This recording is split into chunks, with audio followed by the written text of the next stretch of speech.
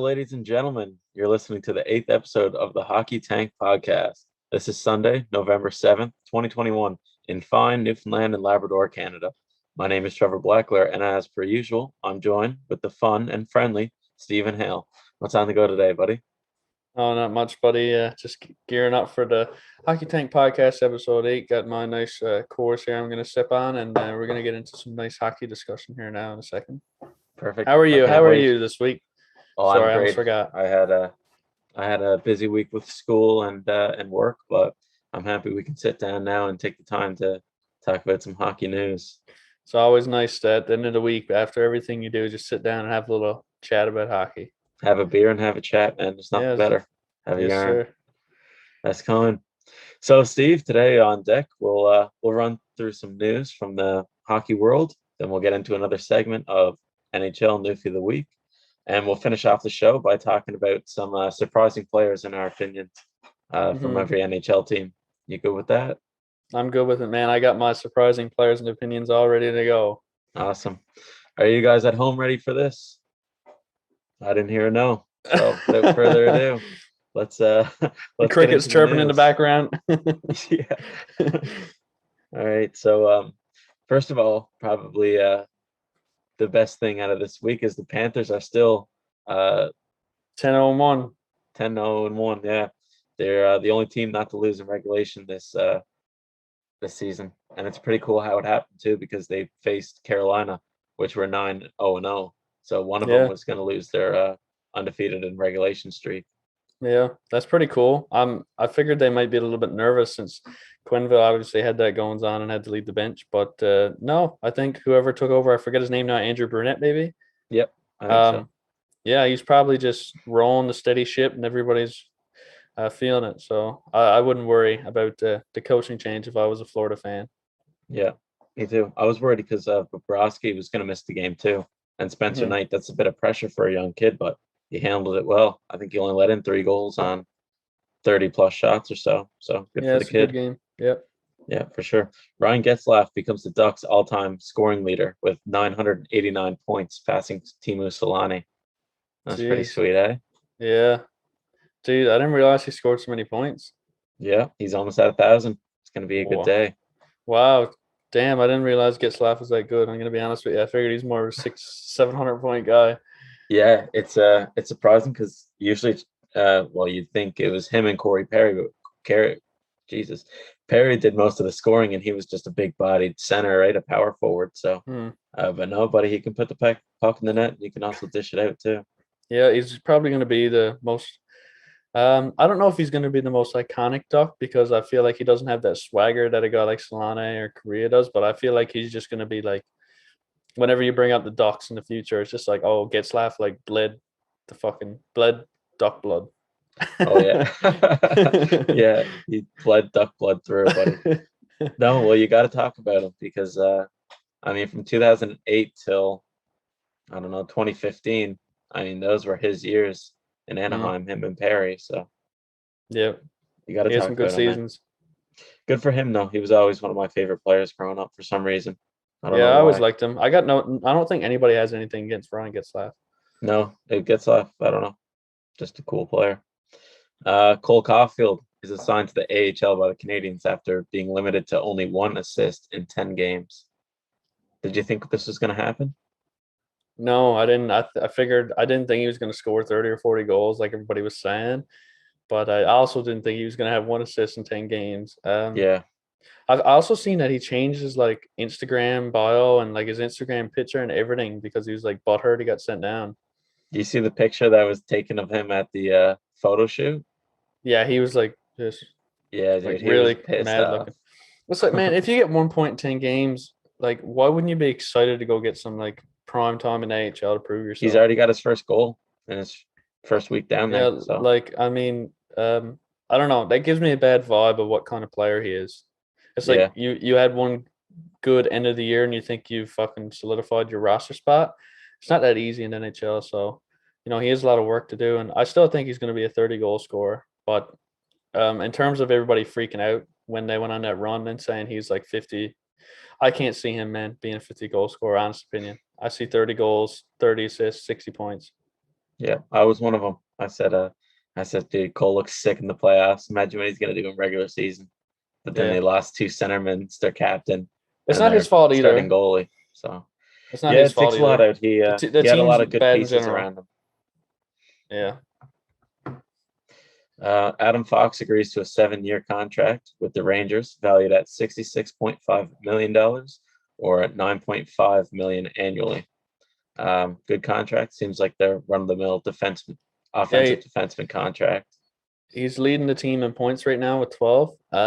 He's ahead of Panarin and Zibanejad, so he's worth every penny of $9.5 million. Look over to Chicago and see who's getting paid $9.5. Yeah, if they can, if he can keep up this pace, he'll definitely be worth it. I'd say. Definitely. He's The only only thing young. is, I think most defensemen that got paid this much got a longer contract. He's only at 7 years. Yeah. So I guess there's not much difference between 8, 9, or 7 years, but yeah. But that's the running go for the best offensive defenseman. So He's a can't top. really say He's a nothing. top defenseman in the league. Number one defenseman on any team. Actually, no, not on any team, but he's like a top pairing defenseman on any team in the league. Yeah. So you pay for those guys. Speaking of top pairing defensemen, Moritz Seider is named Rookie of the Month for October after having 8 apples in 9 games. What do you think about that? Oh man, he deserves it. He's on fire, man. It shows how smart of a scout Stevie Y can be on his own. I guess with the help of the scouting staff for the team. But I mean, he doesn't make bad picks in the draft. He's just known for picking really good players, no matter what round it is. So, Moritz Seider, I believe, was projected to go late in the first round to a team like Winnipeg. Detroit takes him in the top 6, I think, 6 or something. So yeah, he was projected to go around the 18 to 21 mark. Yeah, I think, so or the 16 to 21, and they got him at number 6. So a lot of people were like, "Holy shit!" A great pick, paying man. off now. A great pick. Yeah. Yeah, I think so too. I was freaking out at the time. I was like, "Who the hell? Who picks a German defenseman out of from like all those skilled Canadian and U.S. and even European forwards?" I was like, "What the hell are you doing?" But I shouldn't Looks raise really my good voice at now. Stevie Y. I'm No, surprised he man, didn't beat my ass. don't ever like just doubt him at all. No, I'm 'Cause he on board knows. now. He I'm drinking knows. the Stevie Y Kool-Aid and Yeah. taking his bong rips too. Yes, sir. He loves it. He loves a good Uh, buzz. yes, man. William Carlson is out 4 to 6 weeks for Vegas with a broken foot. That kind of sucks considering they don't have much forward depth as it is. Mm-hmm. And then to Well, lose I would William argue Carlson. that. I would say they don't have much healthy forward depth. That's true. They have great forward depth if they were Healthy. healthy. Yeah, exactly. I think they're running into a few injury problems, but I wouldn't worry about it. The Pacific Division is weak. I see them being second or third and climbing their way into the playoffs easily. That's a good way of looking at it, man. I was actually nervous until you just reassured me. You should go into like counseling or something. Yeah, I'll go be like the therapist for the Golden Knights. Yes, man. I'll Don't lay worry down about on it, your guys. couch and you'll fucking tell me everything is going to be okay. Give me a warm hot chocolate or something. Yeah. Ovechkin, McDavid, and Freddie Anderson were named the 3 stars of the month for October. No surprises there, I think. I think that's pretty good. Anyone that you think got left out of that conversation? Probably Troy Terry. No, he was good. He was there. solid. He's up there, man. I don't know if he's up there with McDavid and Ovechkin caliber though. No, they're overpaid. Yeah, I know a lot of players that did really well in October, but there's none that I'd take out of that group or take any of these 3 out to put those in. So McDavid's overpaid. Oh yeah, 100%, man. What a bum. Man, like he can't even go through 5 people. The most people he can go through in a shift is 4. That's fucking joke. You get the goalie. So some best player in the world. To get that kind of money, I expect him to go through every player on the team, not just 4 of them. He's taking shortcuts. And Rasmus Asplund would go through him. Do you know what that is? Rasmus Asplund. Yeah. The beauty on Buffalo leading the team right now. Yeah. Fucking stud. Anyways, we'll talk about that later. Yes, we'll get into anyways. These. Yeah. I think I might too, if that's all right. PK Subban fined $15,000 for a slew foot on Trevor Zegras. What do you think? Um, I don't know. He's getting paid enough. He doesn't give a fuck. Yeah, about time though. That I think that's the third slew foot this season. He did one on Reeves that everybody defended, and everybody was like, Yeah. "All right, well, Yeah. yeah." I mean, that could have went either way. I mean, it was a fast play, and then he did it again to a player on St. Louis, maybe, and Yeah. everybody was like, "All right, that was a bit fucked." And then he did it again to Troy or to Trevor Zegras, and then everybody was like, "All right, that's three strikes and you're out, buddy. Like we Yeah. can't keep letting you do this all the league. You'll everybody's friggin' ligaments gone in their knees, man. We gotta shut this down." He makes that extra play with his body that he probably shouldn't be making. It's like if you're getting beat, if you're getting skated past or beaten, like just like accept it, trip him at least. At least if you trip him, he's not gonna fucking injure himself. No, it's weird because it's not even on a fast play. It's in the corners. It's like it's kind of a dirty play. Like he just takes the foot out from people like when they're digging for the puck, so then they fall down and he gets the puck. Like I don't know, it's really like slumdog kind of play. But he's been getting away with it for a while. So Oh, they're gonna crack down if they notice he's doing shit like that. They'll figure it out. yeah. The Nashville Predators will retire number 35 in honor of Pekka Rinne on February 24th. Do you think it's deserving? Oh, 100%, man. When I think of the Nashville Predators, I think of Pekka Rinne. You know, He's it's just been funny. there for so long. I don't know the goalie that was there before him. No, That's he's how just memorable he is. He will forever be known. And when you think of goalies in Nashville, it's just instantly Pekka Rinne would come up. I'll tell you something cool now. Back when I was a young kid, I used to play old NHL games, and I didn't know how to say Pekka Rinne's name, so I used to call him "Pick My Rear End." I thought that was funny, so I'll just bring it up. That's all I have to say on that. That's probably what they're going to introduce them when they retire. Pick That's my going to rear be end on the banner when they put it up to the rafters. Pick my rear end, number 35. Yeah, so that's what I used to call him back in the old days. Not bad. I think you just got was that grade 3 reading level. Oh my god. Vitaly Kravtsov got loaned to the KHL, and in less than a week he was there. He scored a nasty goal. Did you see this? Yeah, I seen it between the legs, right? Yeah, and then he put a top shelf. Yeah, man, on the backhand, it was like right at the back of the middle bar too, like right at top of the middle bar. It was nuts. Yeah, I can't even make a shot like that on my forehand. It's just another first round pick being ruined by the Rangers. Seems like that happens every couple of years. Yeah, it was Elias Anderson at first, and Elias went to LA, and then and now Kravtsov's there too. I don't know what's going on with these prospects. And Kakko's shit in the bed. Yeah, Kakko's really shit in the bed. And Lafreniere is not doing amazing. 4 points. He's not doing amazing, but he's at least getting reps. I mean, Kakko is like invisible out there, and Kravtsov didn't even want to play for him anymore. Yeah, and Rangers neither did Elias Anderson. Prospects, that's for sure. I think with Elias Anderson, I kind of let that slide because there was a mix between them. Because I think Anderson had like, I don't know, attitude problems anyway. But with Kravtsov coming in and Kakko as well, I don't know. One of those guys got the hit. I would say. Well, I think one is 18th overall, and the other one was 2nd overall, and Laugh was 1st overall. So, I mean, if one of those doesn't hit, I mean, you might have to fire the whole scouting. Yeah, you got to be picking good players when you get top 20 picks. You can't be fucking around all the time, especially if you have multiple picks. Well, not even like, I mean, Kakko and Laugh, they were like gonna go there anyway, even if like fucking anybody was picking those in those spots. So, but just development. I don't know if they're rushing their players. I mean, Laugh came in his first year. Kakko came in his first year.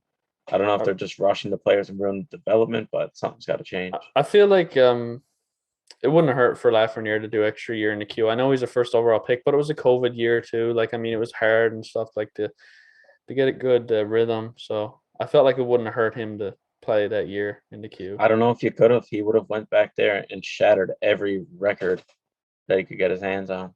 He was ready for the NHL. It's just a hard transition, but he was NHL ready for sure. Yeah, especially Kakko too, man. Like, he was never. I don't think he was NHL ready. Because I don't think Jack Hughes. I don't He's think playing Jack Hughes against was men NHL ready either. over in Finland. Yeah, but I don't know if he was. I don't know. I found that draft with Hughes and Kako. I don't think both of them, I believe, weren't NHL ready. But when you get picked in that position, it's just expectation. Yeah, exactly. And a lot of it's on the players. They're like ready to get their careers going, right? So they're gonna say that, and their agent is probably saying the same thing too, right? Just trying to get them in, because then they'll sell more jerseys, more merch, and get their name out there. The But last draft of elite players, I believe, was Matthews and Laine draft. yeah, I think all the other first round picks were good players, but I don't think they were elite. The last first overall pick that was elite's Matthews in my mind. yeah, and I think a lot of scouts will agree with you too. And I don't think we'll see that again now until Berard. I don't think Shane. No, Wright. I don't know, man. I Wright's don't know really if good. Wright will come in. Wright did have a sick year in his first year in Wright was OHL. granted exceptional status. Yeah, and so He was was Bedard, playing. wasn't he? Yeah, I think we're gonna have two good draft years of Wright and Bedard, and I think it can't might probably wait. drop off after that. Until 2025, because it went 2005 was Crosby, 2015 was McDavid, and now in 2025 it goes every 10 years we have a generational player, it seems like. So in 2025, I don't know who it's going to be, but we're going to have a sick player come in. I hope so. I know so. That's the way it goes. Who do we have in 1995? Okay, I'll look it up. I'll do the quick research. You right. start hitting this. It only started in 2005. Anyway, Marian Gaborik too retired from the NHL after 17 seasons, one Stanley Cup, and a fun fact for you as a Wild fan, he scored the first goal in Minnesota history for the franchise. Was Marian he Gaborik? Yes, no, but I thought he was retired years ago. He was out on long-term injury reserve. His cap was just sitting in the league, but I guess I don't know. Official, I guess. His official announcement. This was his official announcement of retirement. Yeah, I feel like I haven't seen him play in like 5 years. Oh, you haven't? He's been out for a long time. His salary cap was just hanging in the league, but I guess that'll disappear somewhere too. Yeah, so good player, great player. He won a Stanley Cup, played 17 seasons. I should have looked up his points if I was a better podcast host, but I'm not. So to bring up the 1995.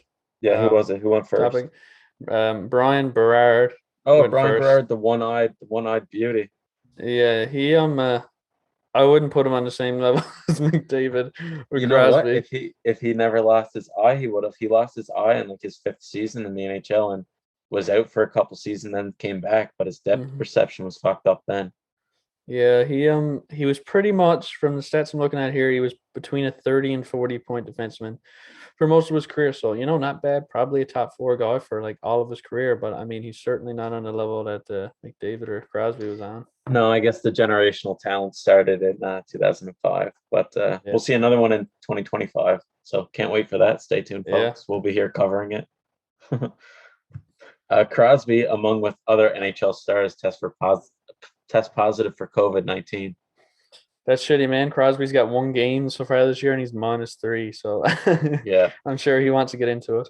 Yeah, it sucks, man. I don't know how these guys are catching COVID-19. I don't know if they're just slack on the protocol or what's going on, but I think a lot of players are out with COVID-19. I know Timo Meier is out right now. I think Pittsburgh's coach Mike Sullivan's out with COVID. Oh, geez, that sucks. I think it spread around Pittsburgh a little bit, actually. That's too bad. I know a bunch of players, but in San Jose, like I mentioned earlier, are out too. So, yeah, I think it's inevitable. I guess, yeah, you're gonna see a little bit of it. It's like, I guess it's like the common cold in that regard, where it just like passes through person to person, so it's hard to stop. So, yeah, all you can do. Ovechkin scored his 740th goal over the weekend. This now puts him 4th place all time, and he's 1 point away from catching Brett Hall. Or passing Brett Hall. Brett Hall's screwed. Ovechkin's going to pass him probably tonight or unless tomorrow night. Ovechkin dies right now. Brett Hall is going to be 4th all time, and Ovi is going to. Or no, they're tied for 4. So Ovi's going to be 4, and Brett Hall is going to be 5. Yeah, unless Ovi just like has a heart attack in 25 minutes. It's pretty safe to say that I hope we didn't jinx that, because that would be shitty. We're gonna go famous on Twitter if we just jinx that and he actually dies. So Yeah, we'll But go on Facebook once. Ovi's doing life insurance commercials now, so it's best on. Yeah, that's true. So his wife will be set up for sure. Oh yeah. Ovi Jr. will be all right. Yes, man. Sergachev was suspended 2 games this past week for an illegal check to the head on Mitch Marner. Seeing you're wearing the hat and the jersey, I'd like your perspective. Do you think it was that dirty? Or do you think Mitch Marner just got too low? I'm gonna be unbiased. I'm gonna say it wasn't extremely dirty, but he definitely could have avoided it. And it was a play where he didn't really need to make it, but he just kind of wanted to stop him. He just came in. Marner was already getting like I'm not sure who the other defenseman was, but there was somebody already on him, and he just came over and he just went like this. Like he didn't need to. It was a bit much. Yeah, the puck was already separated from Marner's stick too. Yeah, and Sergachev just followed through with the check. Like the other defenseman had it handled, but I guess Sergachev was like, fuck this, just so committed to making that play that he kind of lifted his arm too a little bit more than he should have. So I think 2 games is reasonable. I don't think it should be any more than that. No, Sergachev's not known as a dirty player, and off the ice, I heard he's a great guy as well. So yeah, it's just one of those plays, quick decisions, and it was a bad one, so he gets 2 games. Is what it is. Sure. Speaking of bad plays, Matthew Tkachuk was fined $5,000 for a high stick to Klingberg. A piece of advice for Matthew: keep your stick high on the bench and not on the ice, so you can keep pucks from going out of play. Yeah, and not into people's faces. I actually never seen the high stick, but I did see the play where he kept it in that time, and the ref was kind of butthurt about that. He got a penalty. Yeah, I think that was kind of sick. I don't know. That was such a weird play. I've never seen that happen before. But yeah, Matthew Tkachuk definitely good at high sticking. Yeah, he's king of high sticks. Keep it to pucks. Going out of play would be mine. Yeah, just keep putting it between the legs. Yeah. Oh yeah, he scored a sick goal too. Dude, this guy's all over the news right now. You remember he scored a couple years ago, Nashville between the legs? Nashville in overtime between the legs. It was like a between the legs one time or two. That's going to be called the Tkachuk between the legs. If Brady starts scoring between the leg goals, that's going to be called the Tkachuk. That's going to be called the Tkachuk. Did you be seeing Brady Tkachuk's celebration where he kind of does that little thing with his hands and his tongue out? Mm-hmm. Oh, there's a name on that. I can't remember, but that's so funny. He scored twice. When I was watching the highlights, I seen him do it twice. I was like, what are you doing, kid? Brady Tkachuk's a dog, man. Yeah, I love him. Yeah, we'll get right to it then. Brady Tkachuk was named 10th captain in Ottawa Senators history. The last one was Erik Carlson. So a bit of pressure on the kid, but I think he can do it. I love this player. Yeah, he's a captain material, definitely. He signed his long-term extension, so why wouldn't they give him the C? It was either Shabbat or Tkachuk, but I guess I feel like Tkachuk would probably be – he's more of a leader, man. Like, it's simple as that. He just does everything. Yeah, I heard Martin Zub was also in that conversation. Zub, he came from the KHL last year, didn't he? You're joking. Yeah, I'm only fucking with you. But yeah, I was going to say, I would have shit myself if Artem Zub came captain Ottawa. Oh, yeah, geez, I called him Martin. He's going to beat my ass. Yeah, there would have been death threats in Ottawa if Artem Zub was a captain. Not much blame. Imagine they got his name and Brady's mixed up and gave him that big contract and the captain and gave Brady fucking one-way ticket back to KHL. If I was him, I'd have bought a lottery ticket.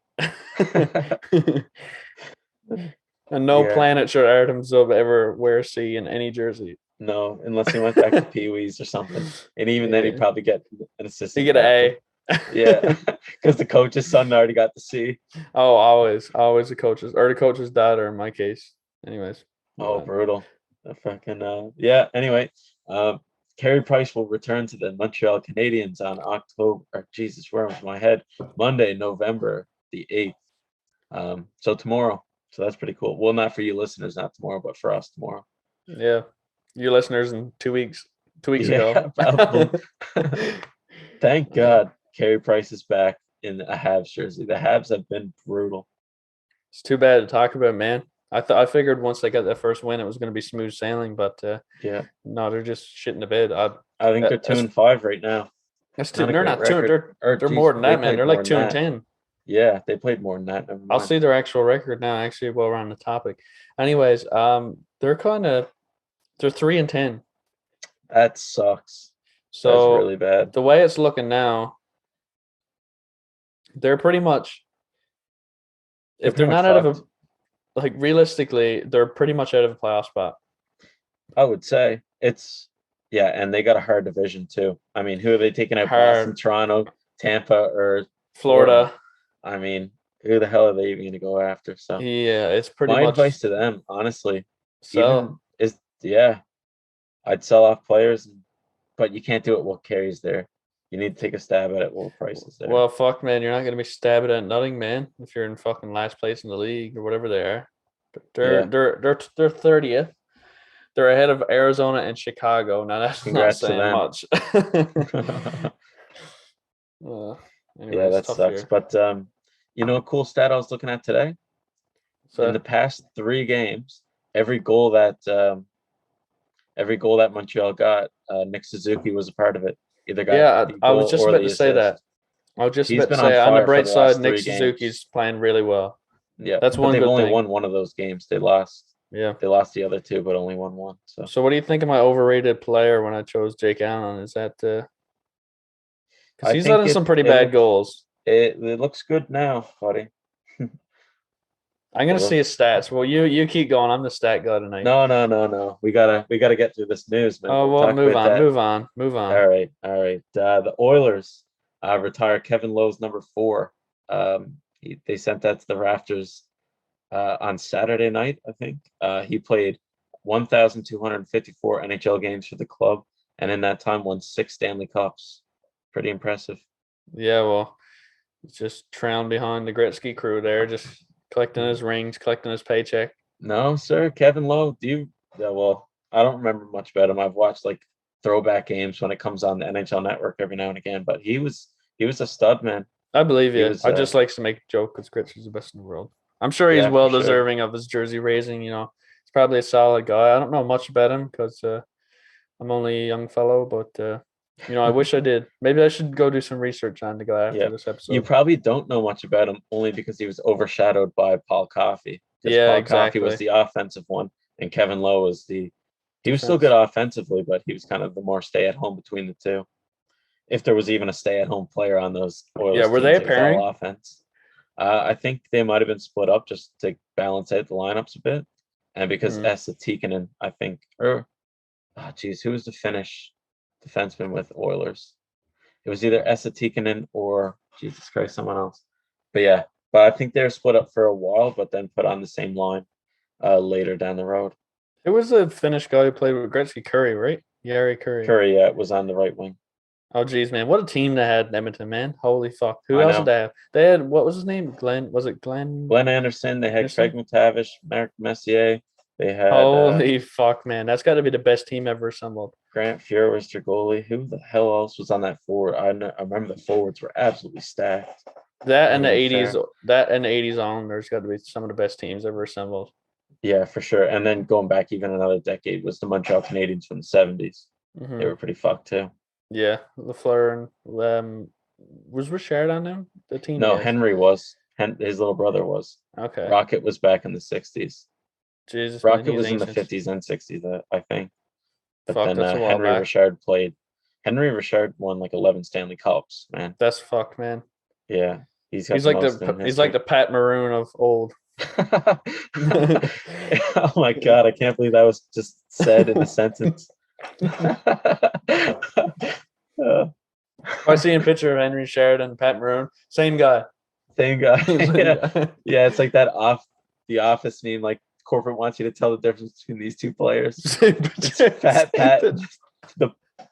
the pocket rocket. You need to make a meme about that. You need to make a meme about that for Instagram. Put a picture of I'll throw it up, man. I'll make a note of it there now. And Henry Sheridan and say with the Office and say this picture, same That's picture. Hilarious. Same, yeah. Yeah.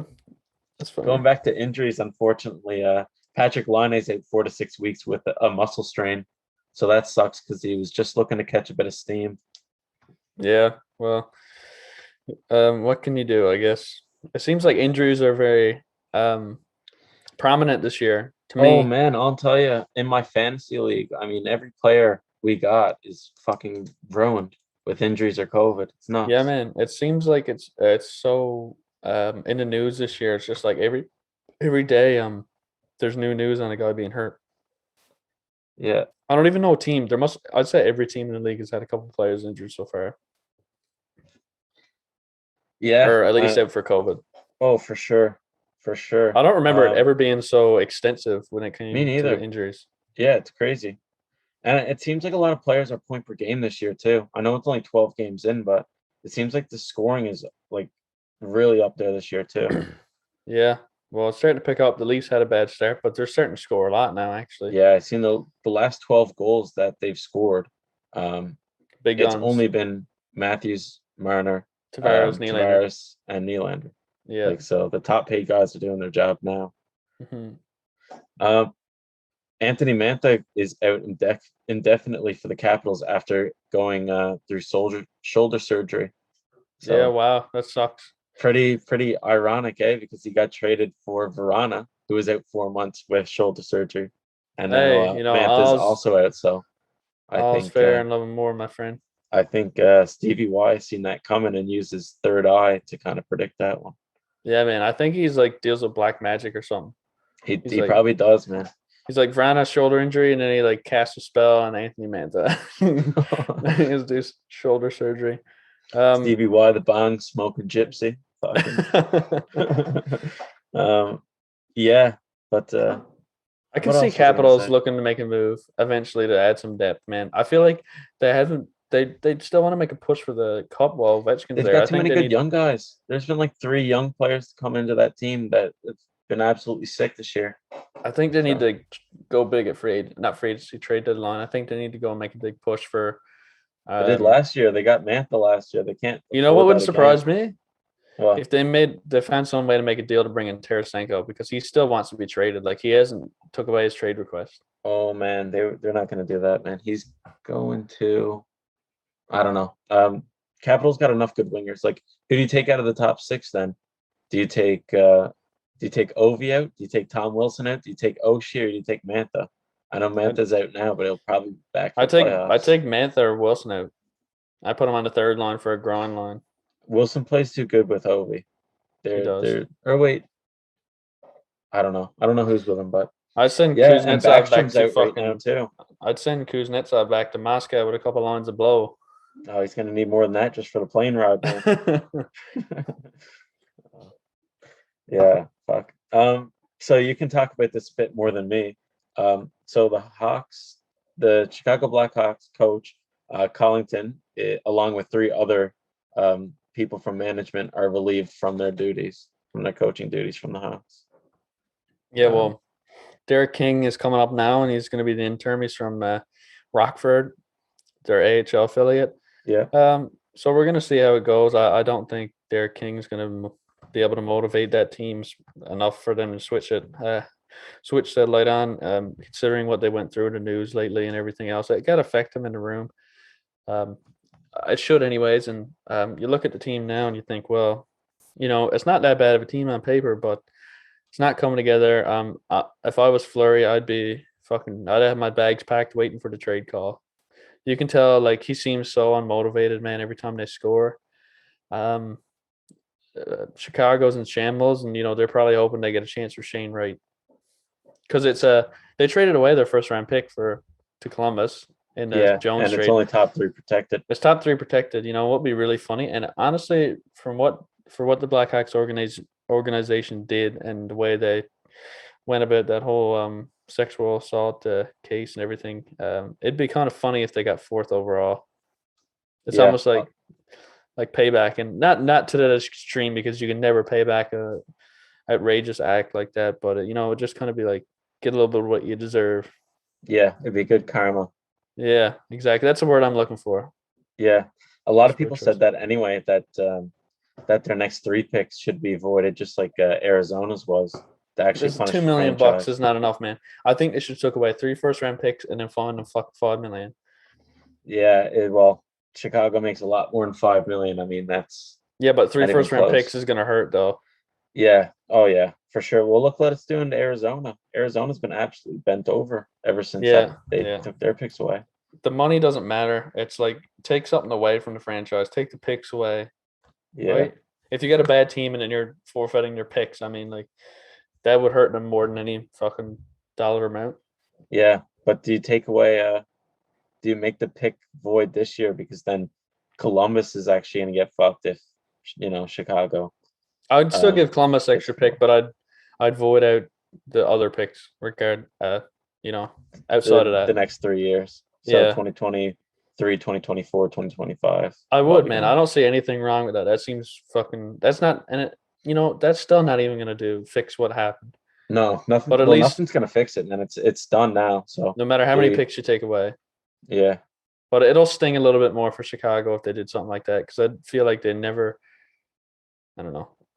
Even Gary Bettman came out and he was saying some pretty outrageous stuff in his latest interviews. I don't know if you've seen. Yeah, I didn't see a lot of it because there's so much of it out there. But from what I heard, it's just like he's not answering the questions in a correct way. It's lawyer talk is what it is. It's just trying to save his ass and just trying to not say anything else to the public that doesn't necessarily have to be said. He's just trying to keep everything pretty, tight-lipped and stuff right now. He's just throwing things like this under the bus, and it sucks. Yeah, pretty shitty situation that Chicago's in, man, and they deserve it. But you still hate to see it happen to any team around the league. But yeah, they'll pay for it in the long run. I mean, they probably lost fans that didn't know about it, right? And then fans seen that was like, I can't believe we just won a cup when all that was happening. So they'll pay for it in the long run, man. It all comes out in the wash. Oh yeah.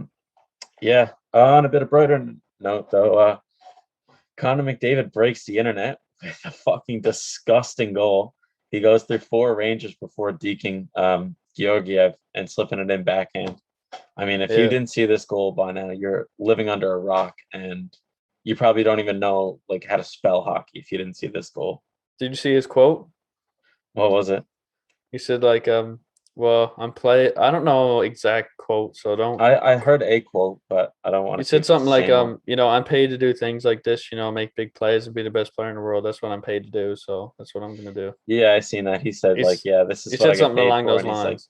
He was like, and I wouldn't attempt that in just any situation because I know I'm not that good. But when it's we're down by a goal and we need it, and there's 4 minutes left, and I'm fucking doing whatever I can. If I see a lane, I'm just gonna try anything, kind of thing. Yeah, and I would do that all game if I was him. Yeah, because he could probably do it more often.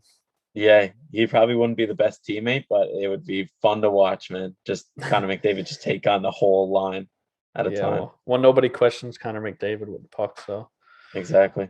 You think Tyler Benson's going to be on the bench why did you pass me, man? I was open. No. Yeah, I was kind of friggin', I don't know, making a joke about that today, actually, when I woke up and seen that Moritz Seider scored the game-winning goal for the Detroit Red Wings last night and actually got his first goal of the year in overtime. Bertuzzi was there, and I was like, wow, way to look after your fucking assistant captain when he's 1 goal away from a hat trick, you plug. But I love Moritz Seider, so yeah. Obviously, I don't actually think that good for the kid, but no, yeah, Seider's a beast. Seider's a beast. Yeah, but McDavid, I think, I didn't ever watch McDavid play because he retired in the year that I was born. Gretzky. And I watched Crosby growing up, but I think McDavid's the best player I've ever seen in person. I can't compare him to Gretzky because I never watched Gretzky, but for my money, McDavid's the best player I've ever seen play the game. Oh, me too. I never got to see Gretzky. So McDavid's easily the best player. Yeah, he's better. He's more skilled than anybody I've ever seen play the game. I think Sid is better making the hard plays and just with I don't know, overall leadership and hockey sense, but McDavid's the best offensive player I think ever lived. Alongside Molly Andrews, the sniper. Molly Andrews, might take McDavid for her money, man, for his money.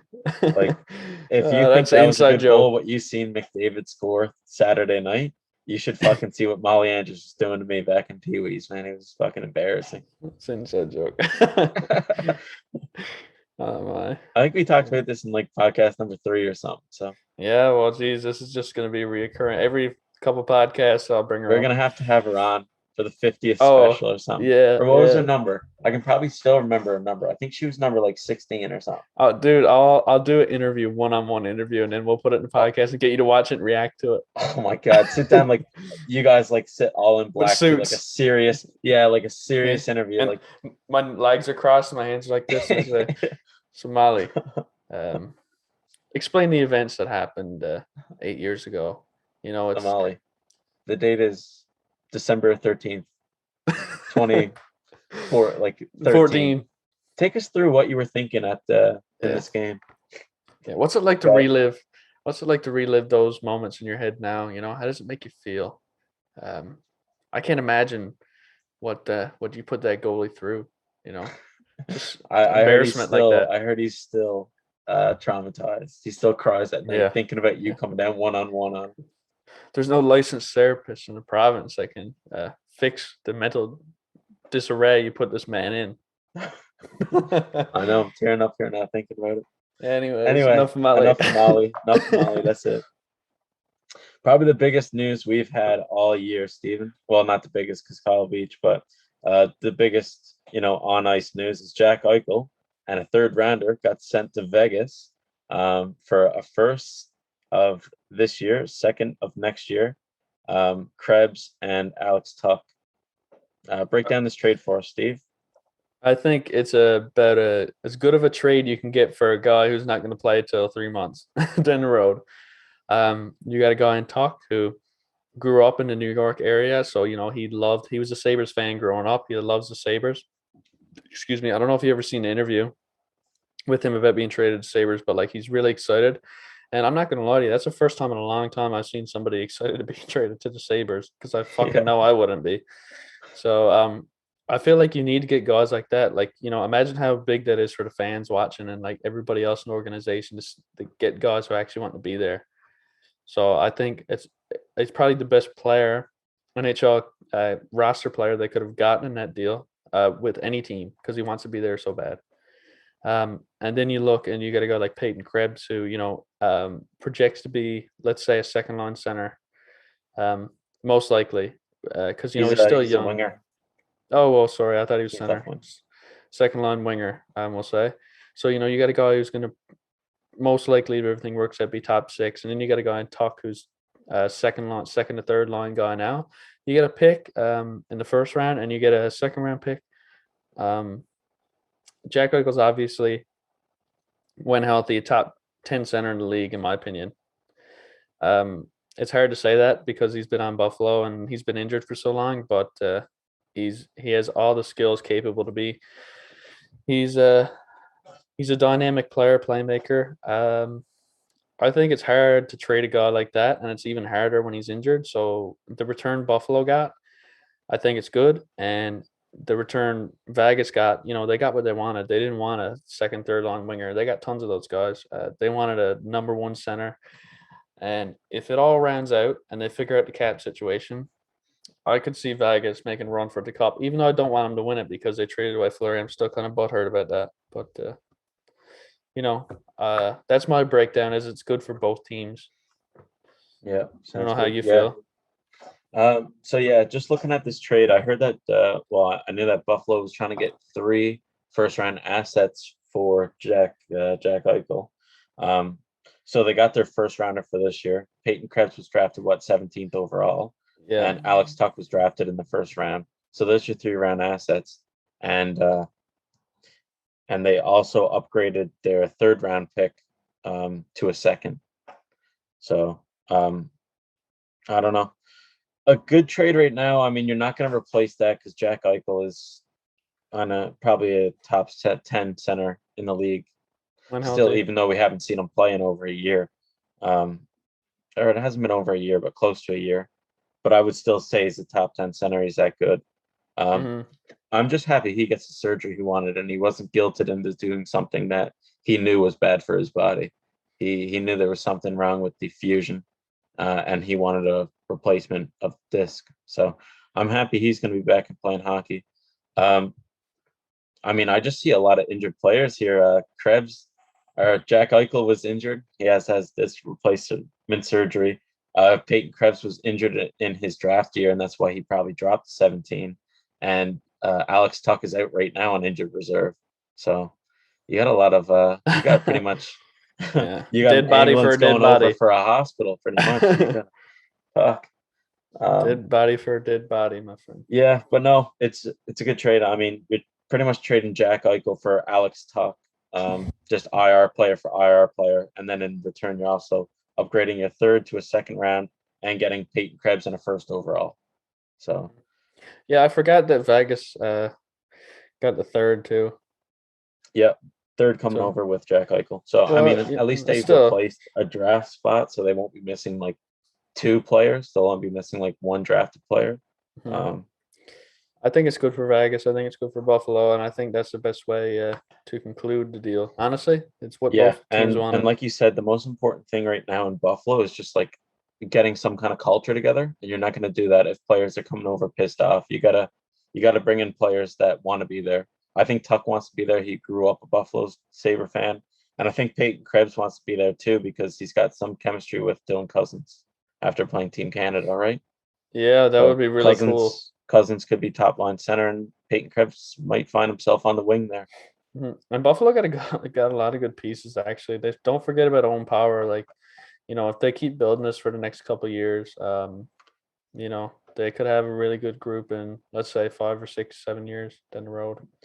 Yeah, I don't think it'll take 7. I think 5 years they'll be a contender again. Well, honestly, they'll start the rebuild all over. Thinking in fucking 2012 when they started this rebuild. They started tearing it down in 2012. It's almost been a decade. You don't know, man. You don't know. Yeah. Well, anyway, all the best to Jack Eichel in Vegas, and hopefully Buffalo can take these pieces and make a good hockey team for us to watch again. Yeah.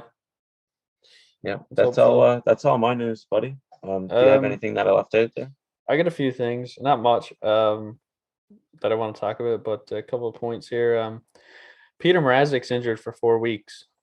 Oh yeah, I forgot to mention that. Fucking the famous broken pinky man. Yeah, the Leafs are not getting lucky with him. They signed him to a fair contract for what he is when he's healthy, but it seems that he's never healthy. This is the second time being injured this season. He's only played 2 games. Yeah. The Leafs had Joseph Woll in NHL now. He was a 3rd round pick, I think, a few years ago. I think a lot of people think he's going to be really good. Yeah, we're going to wait and see what he offers at the NHL level. I don't think he's going to play a lot. I think it's pretty much Jack Campbell's net right now until Mrazek's back. But maybe if he's out for 4 weeks, man, it would be nice to see Woll, try him for 2 or 3 games. I mean, throw him against Ottawa, throw him against Arizona, Chicago. I wouldn't even throw him against Chicago, but throw him against Arizona for sure. Yeah, just 2 or 3 games, man. See what he's like, and if it all works out, man, you got somebody who's reliable, so you don't have to go get insurance at the deadline if there was an injury, right? Yeah. So that's my thoughts on that. I don't know if you have anything else to add. Just always has a broken pinky, man. He was out like 4 months last year with a broken pinky. So yeah, and yes, I got one more point here. Some more Leafs news from the Leafs fan. Leafs are making Travis Dermott and Justin Hall available for trade. So teams know that they can, if they're looking for a depth defenseman, Travis Dermott and Justin Hall are out there. I got a feeling Leafs are probably going to be looking for, I'd say, a depth defenseman back who's not so good, maybe, and maybe a 2nd or 3rd round pick. Because I mean, these guys they're gonna get a 2nd or 3rd round pick for defensemen. It's so hard to get defensemen these days in trades. They'll get a 3rd rounder for Dermott just because his contract is a bit bigger for what he provides. I think Dermott's a better defenseman than Hall. Oh, 100%, man. That you didn't let me finish. Hall is gonna be like a 5th rounder or just like a veteran depth defenseman. I don't know. I think Justin Hall is not going to bring back much return. I think they should keep Hall. I'm not watching all of his games, so I don't know how he's playing. But last year, this year's been rough. Yeah, I've yet to see Justin Hall.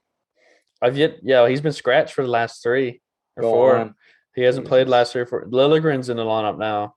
Liljegren's taking over that spot. Hopefully, Liljegren picks up his game a little bit and can actually make a breakthrough this year. It's really nice to see that Swede line. The Leafs got a defense line that's just Swedes. They got Sandin on the left. He's a left shot. They got, Liljegren on the right. He's a right shot. And they're making some nice plays.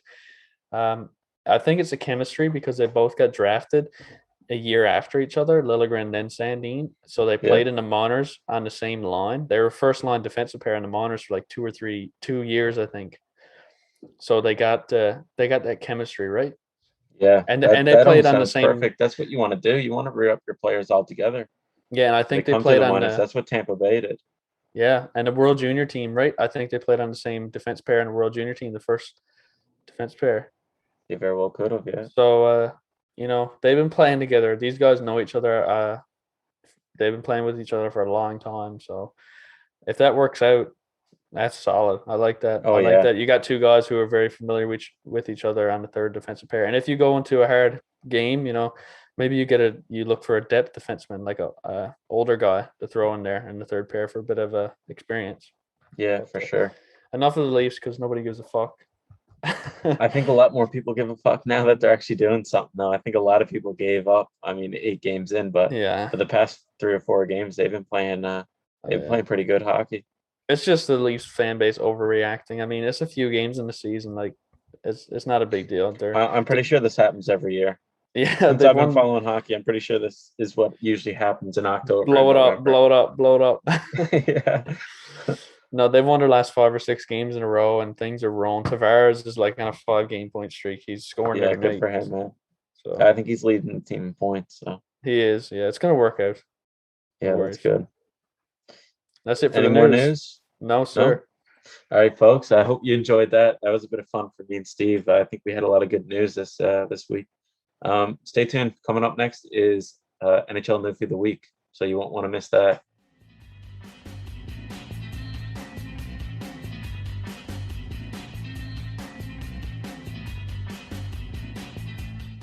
Hey, folks. Thanks for sticking with us. Now for one of my favorite segments on the Hockey Tank podcast is NHL Newfie of the Week. And as always, joining us today is Caleb Smith. How are you today, man? Awesome, man. It's Blackhawks game day. Hopefully we'll get a new with our new interim head coach, Derek King, his first game beyond the bench. So I'm excited to see how Derek King's gonna do. He's probably gonna be better than Jeremy Carlson already. Let's hope so, man. I don't think they can get Carlson much will worse. just hand him the board anyways. Carlson just hands him the board. Draw it up yourself. I doubt it, man. Yeah. So, what Newfie are you gonna tell us about this week? This week we're gonna highlight a left winger from Grand Falls again, just like last week. So we got another guy from Central. He goes by the name of Central. Yeah, Don House. I couldn't get much of his background info, like his personal information about growing up in Newfoundland, but he made his pro debut in 73-74 season with the Nova Scotia Voyageurs in the AHL. He played the majority of his career was in the minors, except for one season in 79-80. He played 33 games for the Los Angeles Kings. So your jersey is very fitting for tonight, Trevor. Let's go. Pretty cool, Out of boy Don. During his 33 games with the Kings, he scored 2 goals, got 5 assists for 7 points, but he was unfortunately a -16 in those 33 games. Fuck, man. Bad bounce. Get back in the 3-star hotels, bud. He did appear in 2 playoff games that season, though, for the Kings, so he got some playoff experience in the NHL. Mm-hmm. It's good. That's what he was built for from Grand Falls. So what kind of player was this guy? Was this guy like was he like get in the boards and grind it out player, or was he like a bit of a playmaker or just didn't have enough skill? I think he was more of a player. He doesn't have many penalty minutes, so he's not like a guy like Daryl Williams or someone like that. I think he was more of he was a probably playmaker who just couldn't make it. Yeah, who knows, man? Like a Nick Patan. Yeah, Nick, there you go. He definitely wasn't a defensive forward, buddy. But Don played it back in the minors then, from 79-80 until 80-81 in the AHL, and he also had a brief stint in the CHL. So his last pro season was 80-81, but his career pro high in the minors with Voyageurs came in the 74-75 season. He played 68 games, scored 30 goals, got 43 assists, and tallied 73 points. Holy fuck, so this guy's a beauty at the minor league level. He was an extensive minor leaguer, man, so he got 33 NHL games plus 2 playoff games to show for it. So props to Don House. I find a lot of guys like that who have good seasons in the AHL. I don't really think GMs give a fuck about it, honestly. I find that there's some guys that no matter how good of a season they have or however many good seasons they put together in the minors, they're just kind of just going to stay buried there no matter what they do. Because I don't know, I've seen tons of guys who've been in that position. Off the top of my head, I find it hard to name off one right now, but like, going through NHL games over the years and everything, you just like look at a guy's stats. He's like a 77 overall on the game, and it's like, geez, man, he put up like 60 points in the minors for 4 years in a row. Why is he still in the minors, right? And I feel like this guy might have been one of those guys. Yeah. Yeah, some people, it's hard to translate their game though. Yeah, they just get the buried. NHL. It just gets bigger, faster, stronger. Right. He was a solid 30, 40-point player in the minors, so he could rack up. Like, he was averaging 30, 40 points every season for his like brief career. He played from 79, 80 to 80, 81, so about a decade of pro hockey, averaging about 30 points a season. That's pretty damn good. Yeah, I'd say it's better than I do in friggin' NHL games. Be a pro, so yeah. I got a cool fact about Don House. I'm a personal collector of Newfoundland hockey cards. So I tried to get a card of every Newfoundlander, and Don House never actually had an official NHL hockey card. So I had to go print off a custom card online, and I bought the perfect printer paper and everything. So it's like actual hockey card, man. And I got That's really cool. I made a custom made Don House card. Yeah. Dude, you should sell those. You should make custom made Kale, Don House. we should have got you to send it to me when you're in Twillingate. I would have put it up on the Instagram. Well, I mean, it's the picture that I got for the card is on Google Images, so you'll find it as soon as you Google Don House, LA Kings. Send it to me, or send it in the group chat there. I'll throw it on the Instagram. That's awesome. Will do, man. Yeah, that's cool, man. You should be like get a affiliation with NHL and produce your own cards, Smith cards. Smithy cards. I'd buy some Smith cards packs. I'll make cards of every guy that never had a card. No, that's a good idea, man. That's actually a great idea. What you should do is compile a card of every player who never had a card and make a big old box set of it, and like message Gary Bettman on Facebook or something. Be like, man, I got a sick idea. Yeah, you should license me. Oh man. I tell you, a lot of people buy that. Information on this guy from Newfoundland? Like, did he ever go through the senior hockey league here? Did he ever? I don't know. Was he living here long until he moved away, or? That's the thing. I think this guy's I've found the most limited information on so far. Like, it didn't say anything about him playing in Newfoundland. It didn't say anything about growing up. I just got his stats in the minor leagues, and he played in the OHA, the Ontario Hockey Association. So I think that was I could be mistaken. That might be midget. It might be junior. I'm not sure. I think it might be midget. So that would assume that like he moved away before he got out of high school, right? Yeah, so he might have just been born in Newfoundland and like moved away when he was young. Just like our previous guy, you weren't here, Stephen, but our previous guy, Dave Pichet, he's from Grand Falls too, but he played in the Quebec BB tournament, but he played with a Quebec team. So that indicates like, he moved away at a really young age. Oh yeah. Well, I'm editing that video now, so I'm sure I'll hear all of it. I heard parts of it, but I'm gonna listen into our other Grand Falls guy next week. Yeah, man. When I get it finished. Sir. Anything else, guys, about Don House? Or should we that leave wraps it it up for Don House. Man of not much, Don House. Man of not much, but from Grand Falls. So you should we'll leave it at that. The man of not much. I'd buy Don House's book for sure. Grand Falls, man. He's probably got a couple 100%. armed robberies under his belt. Man, you got to take shots at every guy, don't you? At least one shot per episode. Hey, man. Yeah, we got to end it there before we get sued, man. Yeah. Before I say something else. Yeah. Thanks, Caleb, for coming in, man. It's great as always. Thanks for stopping by, Caleb, buddy. This was great. All right, I'll see you next week. Take care, buddy.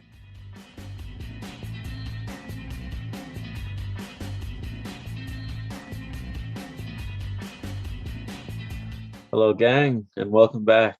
Now me and Steve are going to go through each NHL team and discuss one thing on each team that's been surprising to us so far. It can either be positive or negative, so we won't play too much tummy sticks, but we will also razz the shit out of all these teams. So we'll go in alphabetical order. It's what we usually do on this show. So Steve, if you're ready, you can hit us with your surprising Anaheim. fact or player. All right. For Anaheim, I think what's most surprising to me is Troy Terry having 13 points in 11 games. And I remember, if I remember correctly, you chose him to have a breakout year. I don't think I did. I chose him to be my favorite player on Anaheim, though. Oh, that's what it was. So But it's you know with what? good reason.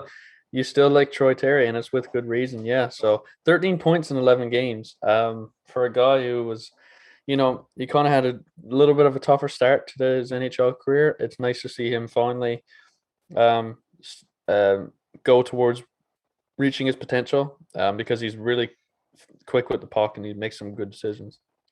For sure, man. I definitely agree with that. I didn't see Troy Terry being this good. Hopefully, he can stay on point per game pace. I don't know. I find that questionable, but I Yeah. think 60 points within reach if he keeps this good year going. What do you For think? sure.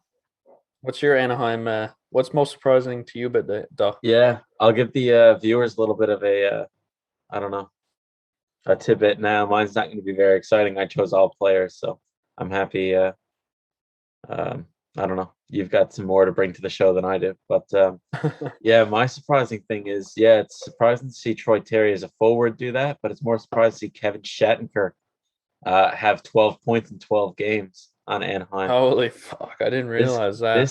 This guy disappeared for a couple seasons. We didn't really hear from him. He left St. Louis and he was bumming around New York, and then he went to Tampa and he was really quiet. And then he went to Anaheim and he's kind of found his stride again now. He's 31 years old, so he's far from out of the league, but he was a forgotten defenseman, and he's back on the scene now with 12 points in 12 games. Yeah, I did not realize he was having so good of a year. So it's nice to see that. Yeah, He was yeah, he was in St. Louis for a long, long time. So he was, and then he just got passed around, and nobody wanted him, and he found a spot now, buddy, in Anaheim. yes, sir. That's good to see. Yeah, yeah. So great pick. What do you got for Arizona? I have the rookie goaltender. Now, I'm not sure if he's from Swiss or Czech or where he's from. He hasn't won a game in NHL yet. Okay, so don't. But I think it's surprising that he's so good. Okay, he hasn't won a game yet. I think he's so good. Hold up, I'll explain. Yeah, there are a his couple name- figures at me here. His name's Karel Vejmelka. He's he's a little bit of an older goalie. I don't know if he's 26 or whatnot. So far he's 0 wins, 7 losses, and 1 overtime loss. So it's not So he's got great. a point. He's got a point. And he's a 913 save percentage. I think That's that's actually fair kind of sick. for an Arizona team who that are so terrible. I think it's pretty cool to see him actually not being the reason they're losing as a rookie goaltender. I'm sure he has a lot of pressure on him to get a win, and he's probably very frustrated. But I looked at his numbers and I was like, damn, it's surprising that his numbers are this good. So that's why I chose him. That just reflects the scoring more of Arizona than anything. It just shows that he can save, Yeah. 91.3% of the shots he's facing, but his team can't score or defend better to give him a better chance to win. So yeah, that doesn't reflect his skills at all. So yeah, that is pretty surprising that he doesn't have a win and he's gotten a 913 over 7 games. Yeah, because with 7 losses, it must be hard to stay above 900. Yeah, no doubt. But yeah, I kind of Who's your overlooked that choice? guy. I went for I thought was the obvious pick, Jacob Chikrin, off to a wildly slow start. In 12 games, he's got 0 goals, 1 assist for 1 point. And even worse than that, he's minus 20 on the season so far in 12 games. This is a type of he's thing that definitely happens. He's definitely crunching a lot of time out there, and that's why he's so minus. But I thought he was the thing driving this team. I thought, if anything, he was going to be the bright spot this year, and it's a bit surprising to see that he only has 1 point and that he's a -20 in 12 games. This is the type of thing that makes a player want to leave an organization. Yeah. It's hurting his career so bad. It's true. It just hurts him so bad to play there. If I was Jacob Chikrin, man, I'd be counting my days that I can leave that fucking place because it hurts your reputation, man. It does to be on a team so bad as that. And, I feel bad for him. I wish he I wish him the best on getting a new start, even though I don't know if they want to trade him. But if I was him, I'd be fucking trade requesting because that's a shithole. I don't think he's gonna get that. I think he's there to stay. They just traded their captain defenseman, so in my eyes, he would be next in line, right? Shithole. It is, and I feels bad for him because he's a really good player. It's almost like the John Gibson in Anaheim for so long kind of situation. Yeah, you kind of could compare him to that, couldn't you? In a way. So if I was Jacob Titcherman, we both took a sip of beer there, so that's why I got. Anyways, whatever the fuck his name is, I would want out, man. I don't want to be in a place like that. Yeah, that sucks, man. He's got to be feeling it. And the only thing is, imagine if he was doing that in a bigger market. So it's probably a good thing he's doing that in Arizona. Imagine if he was dash 20 in Toronto. He wouldn't be dash 20 in Toronto. He'd have death threats, man. Oh god, yeah, man. There'd be people lining off at 20 gauges at his apartment window. What's your pick for Boston, or what's your most surprising thing? I got Matt Grislick, who has 0 points in 9 games, and he's a -2. It's not the type of player you expect to hear, but I think he's having a pretty shitty start to the season. Yeah, I expect him to do a lot better too. Last year in around 50 games, he had, I think it was 30 points. So, with Boston losing a lot of depth defensemen over the last couple of years, he was one who had to step up. I don't think he stepped up this year, and it's surprising to me that with the ice time he does get, he's not playing well at all. Yeah, especially for that good Boston team too. I know they had a rough start, but they've been really doing a lot better now. But yeah, I haven't seen him on the game sheet at all. He needs to get. If you're in a top 4 defenseman, you need to throw up a couple points here and then help the team. That's just simple as that. Mm-hmm. Make good passes, and and it reflects his game, how he's playing too. Because if you are playing top 4 minutes, and you're making good passes out of the zone, you're going to get those secondary assists every now and then. So the fact he's 9 games without any points, he's probably not making a lot of good passes. So it kind of reflects that, I think.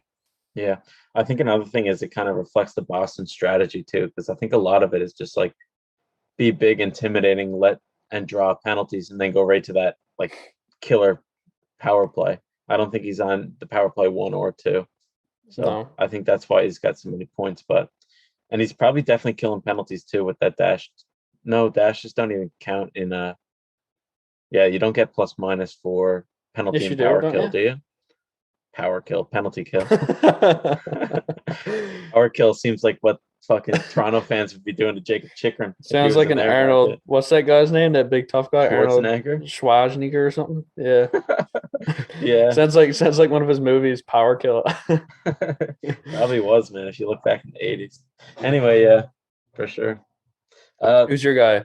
Yeah, like I said, this is why I gotta apologize because I'm just gonna be throwing out so many tacky picks, but I picked David Pastrnak. He's only clipping it at 0.5 points per game right now. He's got 12 games played, 3 goals, 3 assists for 6 points. He was supposed to be in the running for the Rocket this year. I thought he was going to have a lot more goals, and he's only got 3 goals this year. And he's played the same amount of games as, say, a Patrice Bergeron or a Marchand, and they're both point per game. So it's weird to see. Marchand has 14 points. Exactly, they're more than point per game. So it's weird to see David Pastrnak not up there with them, and especially not scoring. He's having a tough start, man. I've been finding a lot of players are having really good starts or really bad starts this year. Yeah, and that's why I thought it'd be fun to do this because, like, I don't know, a lot of people are just having the really surprising seasons, either not doing as well as they're supposed to, or not doing, or doing worse than, or geez, that's the same thing. Anyway, yeah, I think it's a bit early. This list is obviously an early season list of the surprising. Yeah, we're only a month in, but he should. Typical David Pastrnak doesn't score at a low rate like that, so it's surprising. Exactly, and there's no doubt he'll pick up. Like by the end of the season, if this guy's any less than, 35 goals, we should be concerned. Like this guy's obviously going to be above or near 35. Yeah. I would think. Maybe he gets 35 on the dot. Yeah, he'll find his touch. For Buffalo, I think you might have the same player. So I'll let you introduce him. Well, we spoke about him earlier. I believe I said Rasmus Asplund. Yeah, surprising. I got him too. One of the 2 Rasmuses on the team. Used to be 3 back when Rissalon was there. Yeah, maybe we'll draft a couple more. Hopefully we'll get those that Rasmus count up in Buffalo. Yeah, I hope though. I hope so. He's got 10 points in 11 games. So He sure does. 4 goals and 6 assists. I feel like some of that might have just been a couple lucky passes. I don't know if he's actually got that skill to be near a point per game. I think it's just like luck of the draw kind of deal. Like he was in the right spot at the right time. So, but yeah, and it's still early, but it's still surprising to see this player scoring at that rate because he is, by all accounts, probably a bottom 6 forward in this league on any team. I think he's if he reaches his potential, he's a third line winger. Yeah, exactly. At most. So, it's just one he's of not those. The biggest guy either, right? No, I think it's right place, right time. I think that's what this is all about so far in the season. And maybe if he ends up being in the right place at the right time for 50 or 60 games, maybe he puts up a 50, 60-point year and gets a big payday and then gets buried. Yeah, well, he's on pace for 80 points now, so fucking look out. No, I could see him maybe reaching 40 to 50. We'll see. I can't even see him reaching that. I think he slows down when I don't know, those pieces from just because Vegas of Buffalo, over. he's going to get the ice time, so that's why I say something like that. If he was on a team like Vegas, he might get 8 points. Yeah, a runner up here for me too. I was gonna say was Middlestat. Middlestat is still struggling. What's his points? I don't think he has any points. I think he might have 1 assist in like 8 but he was injured though. Yeah, exactly. He's not playing right now, but it's unfortunate. I chose him as a breakout player. He still could, but not yet. It's looking rough. What about your guy in Calgary? I think he could be one of 2 players. I got Mangiapane. Oh yeah, that was the other one I was going to pick. I got Jacob Markstrom. Yeah, I chose him because he has 7 goals in 11 games. And 9 insane. points. Yeah, I've seen things on Instagram that says, will he make Team Canada? I don't know if I go that far. No, I don't think I would either. But I can see him getting 30, 33 goals, something like that. That would be very great. That'd be good. And he's proven himself to be a top 6 forward these last couple of years too. Wasn't he captain for Team Canada in that Helena Gretzky Cup or one of those? I think he was assistant. Adam Henrique was captain. Yeah. Excuse me. I can't remember now. I heard something like that. But yeah, this guy was really good in that the international tournament too. Yeah, and he had a good year for Calgary last year too. I mean, he's starting to. He's a good playoff player. He's kind of like Sam Bennett. Yeah, he's kind of more quiet in the regular season, but in the playoffs, he's sick. Yeah, he's. But he's not quiet this year. No, not at all. Who'd you pick? Jacob Markstrom, man. He's got the 9 games played, 5 wins, and 3 overtime losses, which kind of suck. But he's got 5 wins and he's got 4 shutouts. So that's cool. I never knew he had that many shutouts. Like insane. 4 shutouts and 5 wins. Like this guy, he's on, he's on. Yeah, and I don't know if he's going to slow down, but if he slows down, I'm telling you, like Calgary's not going to be where they're 2 because a lot of these shutouts were like 2-0, 2-1. So they had someone else in net, they wouldn't have got those wins. But yeah, he was good in fucking Vancouver too, man. Like he was sick in Vancouver, and then he had a rough season in Calgary, and everybody shit on him. But yeah, this season he's really turning some heads. He was drafted by Florida. Fun fact. Jacob Markstrom. Yeah. Was he in the Roberto Luongo trade? No, he was. Yeah, he might have been actually, or was he? Or wait, was that for? I feel like Corey Schneider was in that trade somehow. Yeah, I don't know, man. I'm not sure, but he was drafted now. He was drafted in Florida around 2010 or 9 or something. I think. I didn't know that. Cool. Yeah, I think he's only 26 or 27, isn't he? I think he's a bit older. I think he's around 30. No, he's not. He's like 27. He is, man. He's been around for a while. He's been around for a while. He played a nice 2 years in the minors where he got it in the NHL. Sure. Yeah. I feel like he played somewhere else too. I'm thinking he's 31. Dude, he's like 27. Or maybe, I don't know. I don't think so, man. He's quite an old fellow. Look it up. I don't want to prove. I don't want to see who's right because now I feel like a dumbass if I'm wrong. Yeah, well, it could be worse. He could have been the guy that brought him up and then be a real dumbass.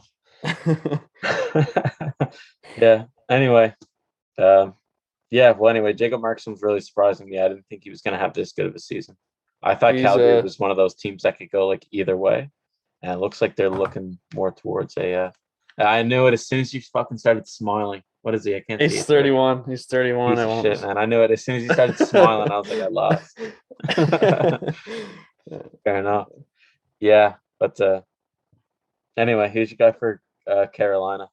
I got Freddie. Yeah, Freddie has been a surprise this year. That's been hard. I think that's a hard one to pass up. But eight wins, one loss, 939 save percentage.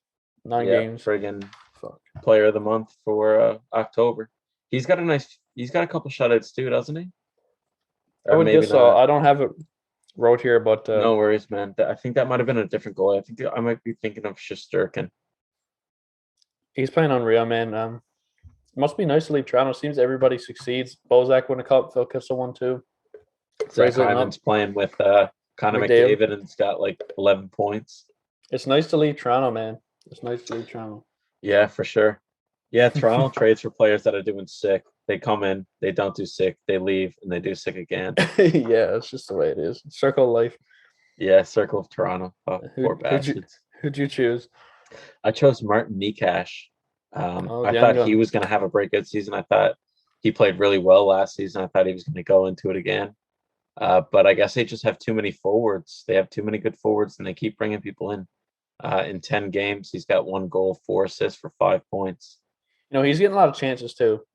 I watched a bit of Carolina, and I've seen him have some good chances, some breakaways, missed a couple posts. You know, he's just having a little bit of a tough start. The puck's not going his way, so you know he's going to break through and he's going to be a good player. I hope so, man, because I don't know, the people that stand out more is like Aho, Teravainen, Svechnikov, even like fucking people like Anthony D'Angelo or Tony D'Angelo. Yeah. Like he's randomly having a 6 season. Well, I guess not randomly because he was a good player, but he's up there in defensive scoring. But yeah, Martin Nikash, I thought he would be at least point per game or up there. I thought he'd at least have like 8 or 9 points by now, but good. Lucky for him, there's a lot of time left in the season to change that. There is, exactly. We're only about 10% through it, a bit more over 10%. So a lot of time to change that. Who do you got for Chicago? There's probably a lot of surprising players on this one. I wrote down everything, and I wrote in quotations everything. Haha. I mean, yeah, it's not. You're not joking, are you? Because literally everything from the management to the coaching to the players to everything. is just. I mean, it's like a soap opera. It's like the young and the winless. The young and the winless. Yeah, I'll tell you some cool stuff now. Seth Jones is actually not playing bad. He has 10 points in 12 games, but he's like a minus 10. Yeah, he's minus 10. I was gonna say. So that proves our theory that he's a good offensive defenseman, but a shit defenseman. Yeah, he should be playing first line with Kane. Let me see Tyler Johnson. Tyler Johnson's got 3 points in 8 games. He's a minus 6. Let's see how Taves is doing. He's got 6 points in 12 games, a minus 7. Yeah, that whole team is struggling, man. Yeah. Patrick Kane's got 11 points in 8 games, and he's minus 6. I mean, it's just Patrick Kane. No matter how good or bad he is defensively, he's just still over point per game. Dude, the guy missed like 5 games, came back and put up a hat trick in his first game, then come back and got like 2 more goals the very next night. Yeah. It's just showtime, man. Oh, he's that team will be half decent or have a chance as long as Patrick Kane is there. Mm-hmm. Kirby Dach's got 5 points in 12 games, and he's a minus 5. So everybody's kind of struggling. I want to see Fleury's numbers. I'm going to check that right now. Yeah, well, you're doing that. Is bad, man. Yeah, let's hear it. Is he under 900? He must be. 1 win, 7 losses, 4.11 goals against average per game, and a 881 save percentage. He doesn't deserve that, man. These are supposed to be his golden years, man. He should be on a good team, like just playing a game here and there, backing up someone. He shouldn't have all those losses and that shit of a save percentage just late in his career, man. Yeah, it's tough. Anyways, what did you say about Chicago? I said the player I chose was Kirby Dach. Mm-hmm. I said in 12 games, he's got 3 goals, 2 assists for 5 points. And although it's early, like you said, he's also minus 5. But I guess you can blame that on the whole team. He's getting a decent bit of ice time for, I guess, a second-year player, and he's still struggling. Like, I thought he was going to be a big part of this team. I thought he might have even been able to push himself onto the first line. Yeah. But not guess yet so. anyway. To break from this for 1 second, I got some good news. Red Wings are beating the Golden Knights right now, 4-1. Fuck's sakes, I got Robin Lehner. Don't tell me that. I got him in fantasy, man. Oh, you want the Red Wings win? Lucas do. Raymond scored the first goal for the Wings. Let's go. And yeah, they're up. Anyway, sorry to interrupt, but figured you might want to hear that. Oh, you should have said that for your Detroit pick. You should have said the most surprising thing on Detroit is they're beating Vegas. That would have been hilarious. Should have, anyway, but I couldn't. We'll get to them. What about Columbus? What's surprising on this club? I had Colorado wrote down before Columbus. That's what I said. Did I say Columbus? I meant Colorado. Sorry. What's surprising for me is how good Bowen Barham is, and it shouldn't be because he was a really high pick. But yeah, he's 20 years old. He's 20 years old. He's currently got 8 points in 10 games so far this season. There's nothing wrong with that. I mean, if he gets 40, 50 points this year, it's an excellent year. Yeah, I think a big part of that is Cale Makar's been out a nice bit. I think Cale Makar might only have like 7 or 8 games played, so that's giving Bo a lot of ice time. But still good for him. He's a really good defenseman. Imagine in power plays, Cale Makar in the first power play, Bowen Barham in the second. That's gonna be so dangerous. Like you're gonna like get through this like amazing power play and it's like, I can't believe we just killed that. And then like who steps on the ice? It's like Bowen Barham, like Burke Cosby, like new hook in the future. Like imagine this just for like imagine if they did this in like a game they really wanted to score. Like let's say they played Arizona, came in to play Arizona one night, and just for a laugh they had on their first line Landeskog, McKinnon, Rantanen, Barham, Makar. Threw that out. They threw that out there in one line. I think Jacob Chicken was like, "But it's Marty Dash 20. Like I got to fake an injury to save my contract right now." He'd be snapping his leg, falling down. he tests like positive for like I don't want to play syndrome. HIV. Oh. Yeah. Yeah, he'd go bang a stripper just to get HIV so he didn't have to play. Yeah. Who'd you choose? I got Mikko Rantanen here. And although not surprising as like other players, he has been injured, but in 7 games he's only got 3 goals, 2 assists for 5 points. It's the same argument I made for Pastrnak, is I wasn't expecting him to produce like this lightly. Like I thought he would be very goal heavy, especially because like Landeskog and McKinnon are more like playmakers, and he's supposed to be the big sniper on that line. So I really expected him to have more goals by now, but he has been out. As you can tell, like he's missed like, I don't know, 4 or 5 games. So maybe when he comes back, he will be putting up Rantanen like numbers. Oh, he'll get it together. Hopefully. Now on to Columbus. Jesus. I'm so good at skipping Columbus. I'm pretty sure that's like the 3rd time since we started this podcast I did that. Nobody gives a fuck about Columbus. I'm sorry. Ohio's a shithole, like you said. Shithole. First episode. We already established our feelings for Columbus in the first episode. Yeah. I got Cole Sillinger. He's 18 years old. He's 18 years old. He has the youngest player in the league. He has 6 points in 10 games. Not bad. Not bad at all. On pace for about 55-point rookie season. So yeah, I mean, if he gets upwards of 40 points for an 18-year-old, there's nothing wrong with that. No, sir, not at all. So let's hope he continues that. That's my player. Decent. Mine was Oliver Bjorkstrand. He's having a good year. This guy was sick, but I didn't think he was going to produce like he is. He in 10 games, or do I got that right? Yeah, 10 games. He's got 5 goals, 8 assists for 13 points.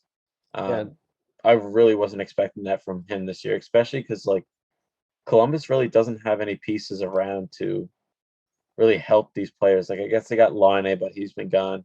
They got Roslovic, but he's playing like 2nd or 3rd line. Voracek's being really good, but Bjorkstrand has just been, I don't know. I'm calling it now. Bjorkstrand gets traded at the deadline. So No, he high. doesn't. Come on, man.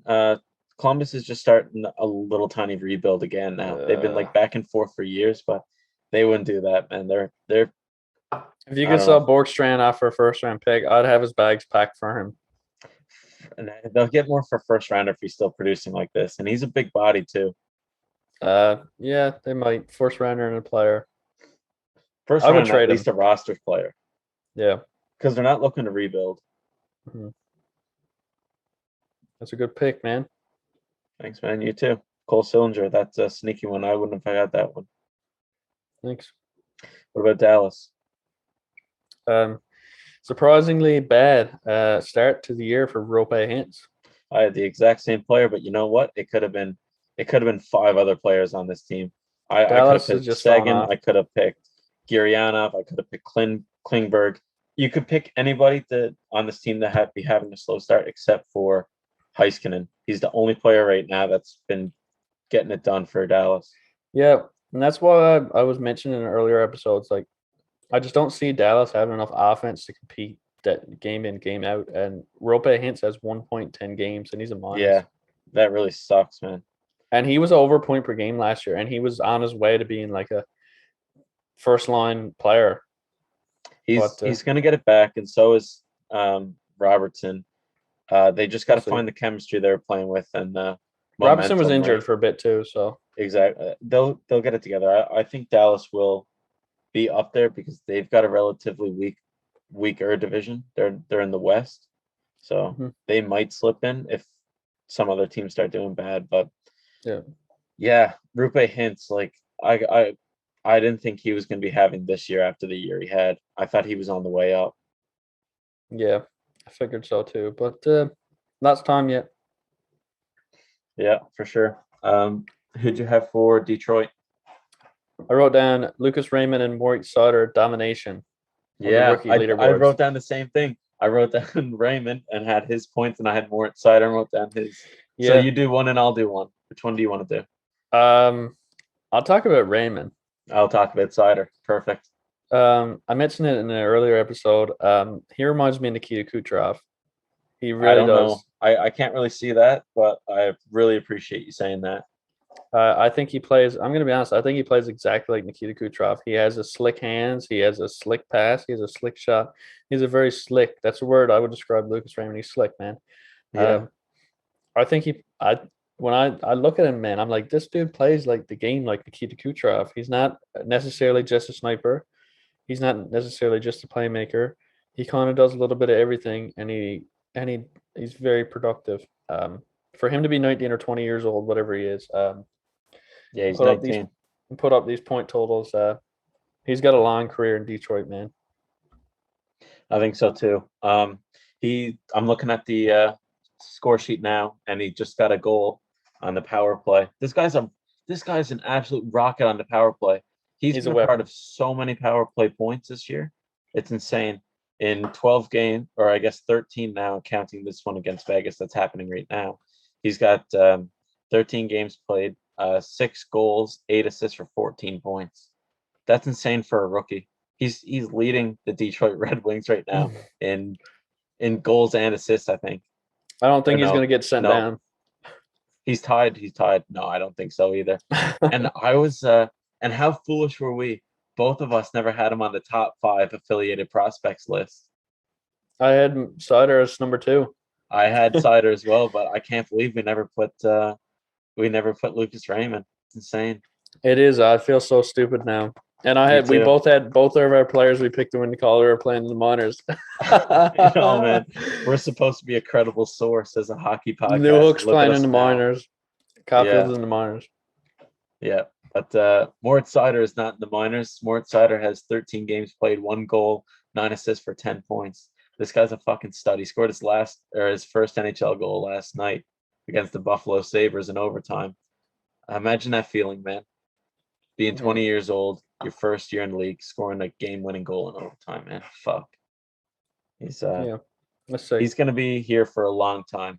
Moritz Seider is going to be the backbone of this team, I think. They got Edmondson coming too, man. He's a really good Swede. Yeah. So it's going to be a German and a Swede on that first line. and I got no complaints. He's already the best. Moritz Seider's already the best defenseman on the What about Detroit Mark Red Wings, Stahl? and you can make an argument that Lucas Raymond's the best forward, You and they're could, both yeah. rookies. So You know, it reminds me of like these Detroit rookies are reminding me of the year when Matthews and Marner came on the scene. I know one of them is a defenseman now, but the Yeah. year Matthews and Marner and Nylander came on the scene, it's like, holy fuck, like we actually got some really good rookies.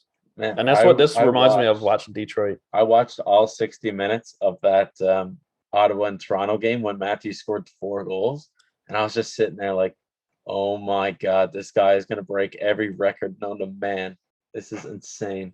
And this is what Raymond and Sauter reminds me of. Like when you get a couple good rookies coming at the same time, it like blows your team up, man. It's like pumps everybody up, and it's good to see. I don't want to sound too superstitious or I don't know, like a psychopath here, but this looks a lot like the Tampa Bay Lightning when Stevie Y was general manager over there. I mean, Stevie Y got Hedman and Stamkos, and they're still there now, and they were insane in their rookies year. I mean, didn't Stamkos get like 60 goals in his sophomore season? Hey man, so I think it's only safe to assume that Lucas Raymond is probably going to get 70 next year, 70 goals. Okay, let's move on before you start comparing Lucas Raymond to Wayne Gretzky. I might just come on and do a podcast without you and just talk about Detroit's rookies. Okay. All right. We'll get past that. Let's talk about Edmonton. Who's the most surprising player, or what's the most surprising thing here? I wrote down how McDavid and Draisaitl are so much better than everybody else in the league, and it's actually not even close. It isn't. And in my mind, Draisaitl has passed McKinnon as the second best player in the league. I wouldn't go that far, just because nobody else has the companionship and the chemistry that McDavid and Draisaitl has. So I'd still put McKinnon just slightly above Draisaitl. But I mean, we're here talking like, oh my God, he's point per game. He's got like 13 points in 12 games. Draisaitl and McDavid are 23, already 22 into points. 20. Yeah, exactly. 23 and 22 points in 12 games. So it's what more can you say?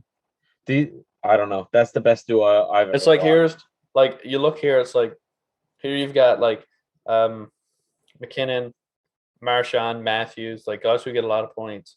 Kucherov, and then you've got McDavid and Draisaitl up here. Like they're in a league of their own right now, especially McDavid. Yeah, McDavid's the best in the world. They were made for each other in heaven. God put them together. Just threw them on different sides of the planet. Yeah, to be drafted friggin' a year apart just to play together. Yeah. Fuck, man, it's unreal. I can't believe how good they're playing either, because like I'm here saying like, oh, someone got like 13 points, like that's unreal, but they're already in 20s. Mm-hmm. Like, can they keep up this pace, do you think? Oh, 100%. McDavid's 150 points. But then do you think they'll have enough energy for the playoffs? I think this is the year they actually make a run, so yes. I'd like to see that. We'll see though. The most surprising player for me is Nugent Hopkins. Oh shit! I forgot you never said anything. I'm sorry. I skipped. I said Florida, but I forgot that we got caught up with McDavid and Draisaitl for so long. I know, and I'll be swift here now. But Nugent Hopkins is goalless in 10 games. Oh my God! But that don't fucking matter because he got 14 apples already. Dude, this guy is a friggin' dishing machine. He's just, I don't know. He's hitting all of his passes to Draisaitl. I think like on probably 8 of these passes or assists that he's got, I think Draisaitl might have like 8 goals on him, because like, I don't know. And he's finally breaking out, man. He was drafted first overall in 2012. So he's finally getting up to that level that people expected him. It took him a while. He's 28 years old, but he's he had a pretty big contract extension too. So he did, yeah, and I think he's worth every single penny of it. Yeah, he's a good two-way player too. Yeah. On to Florida. What do you think here? I said 10-0-1 record, amazing, and is Ekblad making a case for Norris? Yep. Ekblad is. I knew it last year. I seen it, and I don't know. It's too bad he got injured because he would have had a hell of a season. But Ekblad is so he flies so far under the radar just because I think a lot of people already wrote him off because he wasn't good until like 3 seasons ago. It took him a while to find his game in the NHL, you know? As the first overall pick, defenseman is a lot of pressure. So, he's finally rounding it out into that pick. Yeah, for sure. He's probably one of my favorite players on Florida. I love this guy. Yeah, he's a great defenseman, man. And his draft year was the first capabilities. year that I started following the draft like religiously. Like Yeah. I watched him playing. Where was he? Was he in the Barrie Colts? Yeah. Yeah, I think so. Yeah. I watched this guy play there, and I was like first overall, and I was so excited to see him going to Florida because I love Florida at the time. So I'm so happy this guy's finally popping off. Yeah, the first year I watched the draft was McKinnon's year, I think. McKinnon and Nice. Durham. I just missed that one. That was 2013. Yeah. Decent. What about you? I said Anthony Duclair because I knew this guy was good, but in 11 games, this guy already has 8 goals, 4 assists for 12 points. He's leading the team, or he's tied for team leading in points, but he's leading in goals. Like 8 goals is crazy. And it makes me wonder. And this is kind of the surprising part is he's been all over. He's been in Ottawa. He's been in Arizona. He's been in New York, and now he's in Florida. And this guy just can't find a home in the league. Like, I don't know why he can't stick anywhere. I don't know if he's got an attitude problem, or maybe he's just not happy with the team around him until now. But I hopefully he stays in Florida because he's having a hell of a season already.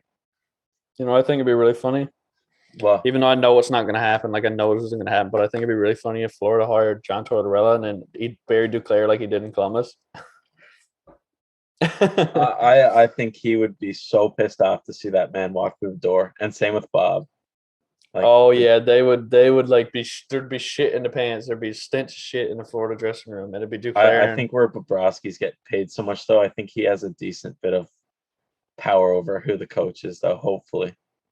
Well, I don't think anybody wants Tortorella in that room.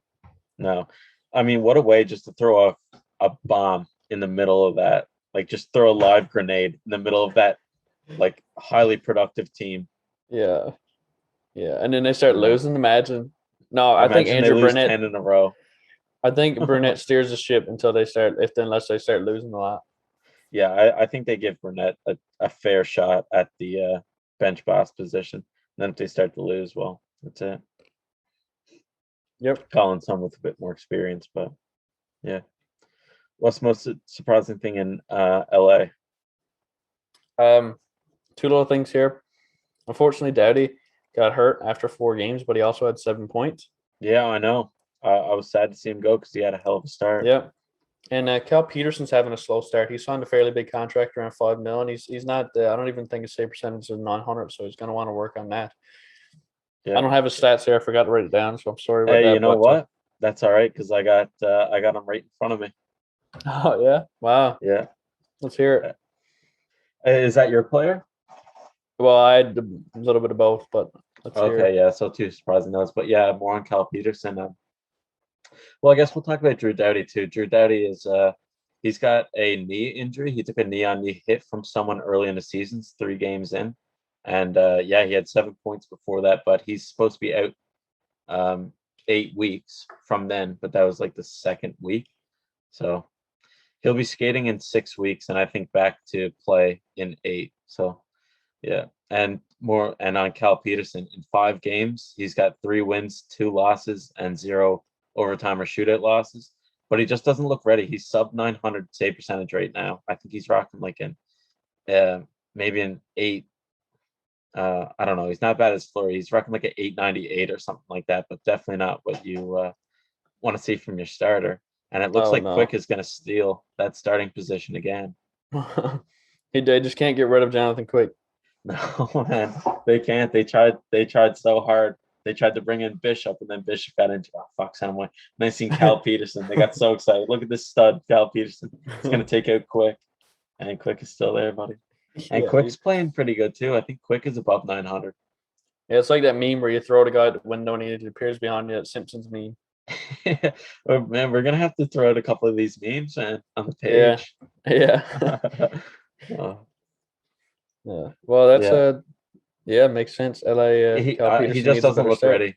Like he looked ready and engaged last season, but he just doesn't look up to Tough snuff start. this year. Right catching goalie too. Fun fact. Yeah, I forgot that he is. Hmm.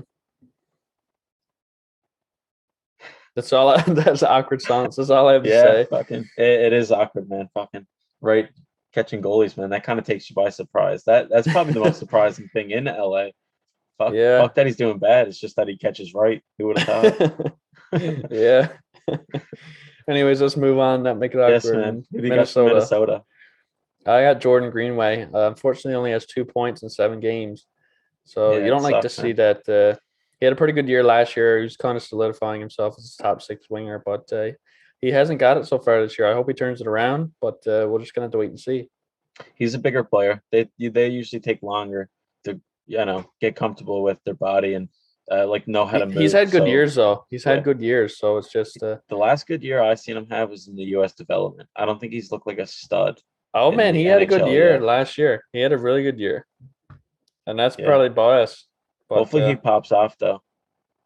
you know what? I'm gonna get some numbers now. I want to know how many points he had last year. Not to contradict you or anything, but I just want to see how well he did No, compared to no. how he's doing now. Um, Yeah. let's just So see. while you're doing that, we'll come back to that, Steve. My Yeah. most surprising player is Marcus Felino. Was he on your radar at all?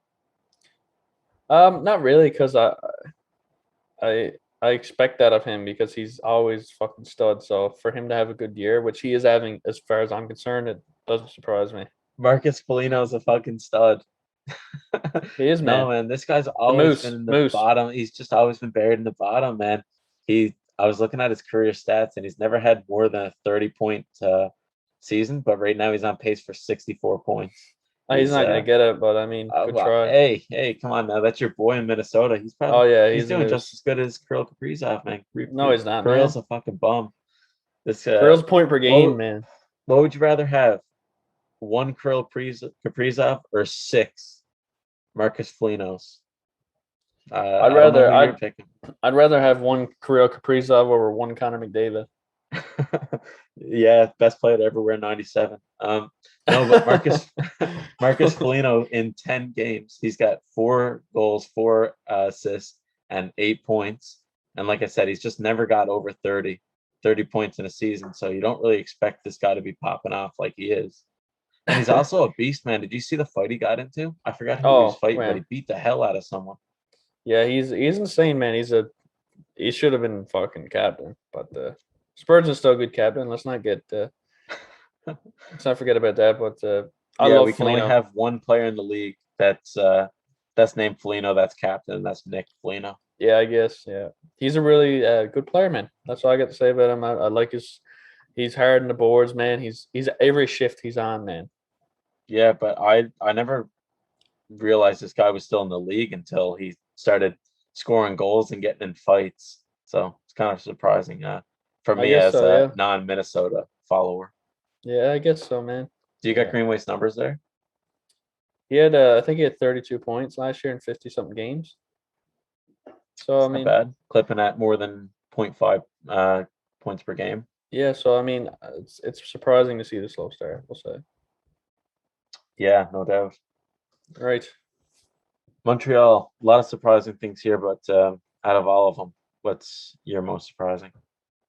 I said everything, haha, kind of like I did with Chicago, because it's just like, what is like, I did not see in a million years have this bad of a start. You know, I didn't predict them to make the playoffs, and that's because I just don't think they have enough star power. But I certainly did not predict them to do this bad. I figured they would be like fighting for a wild card spot, but I would have thought to be a middling team as well. yeah, now they're going to be fighting for Shane Wright, so we'll see what happens there.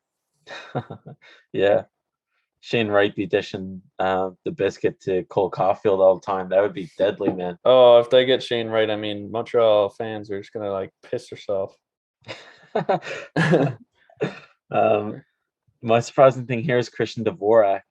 Um, Traded in, supposed to be, you know, not the most offensive guy, but still be able to put up some good numbers, right? Like he did in Arizona. But no, in 13 games, he's only got 1 goal, 4 assists for 5 points.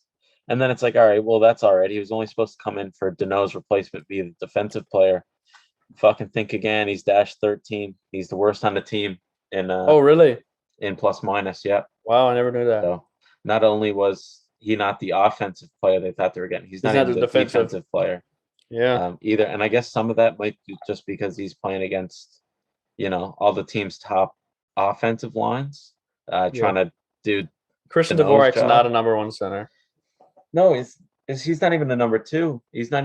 They were only supposed to bring him in to get over Philip Deneau, but I mean, those are big shoes to fill, man. Deneau's an unreal defensive player. Yeah, he signed his ticket in LA.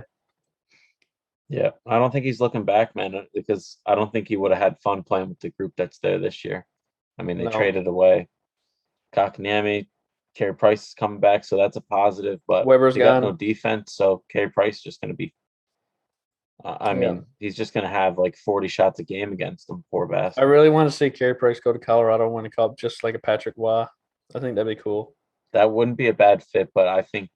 Well, actually, I know Montreal would have to take a lot of cap back. Oh yeah, I'm just talking about like just imagine it if the cap wasn't a thing. I mean, it'd just be a cool thing to happen. If you and Biz Nasty sat down together, you guys would be like, yeah, Carey Price and Sidney Crosby are both going to Colorado. Because that's his big rumor. That's Sid. The kid's going to Colorado to win a cup. I don't see that.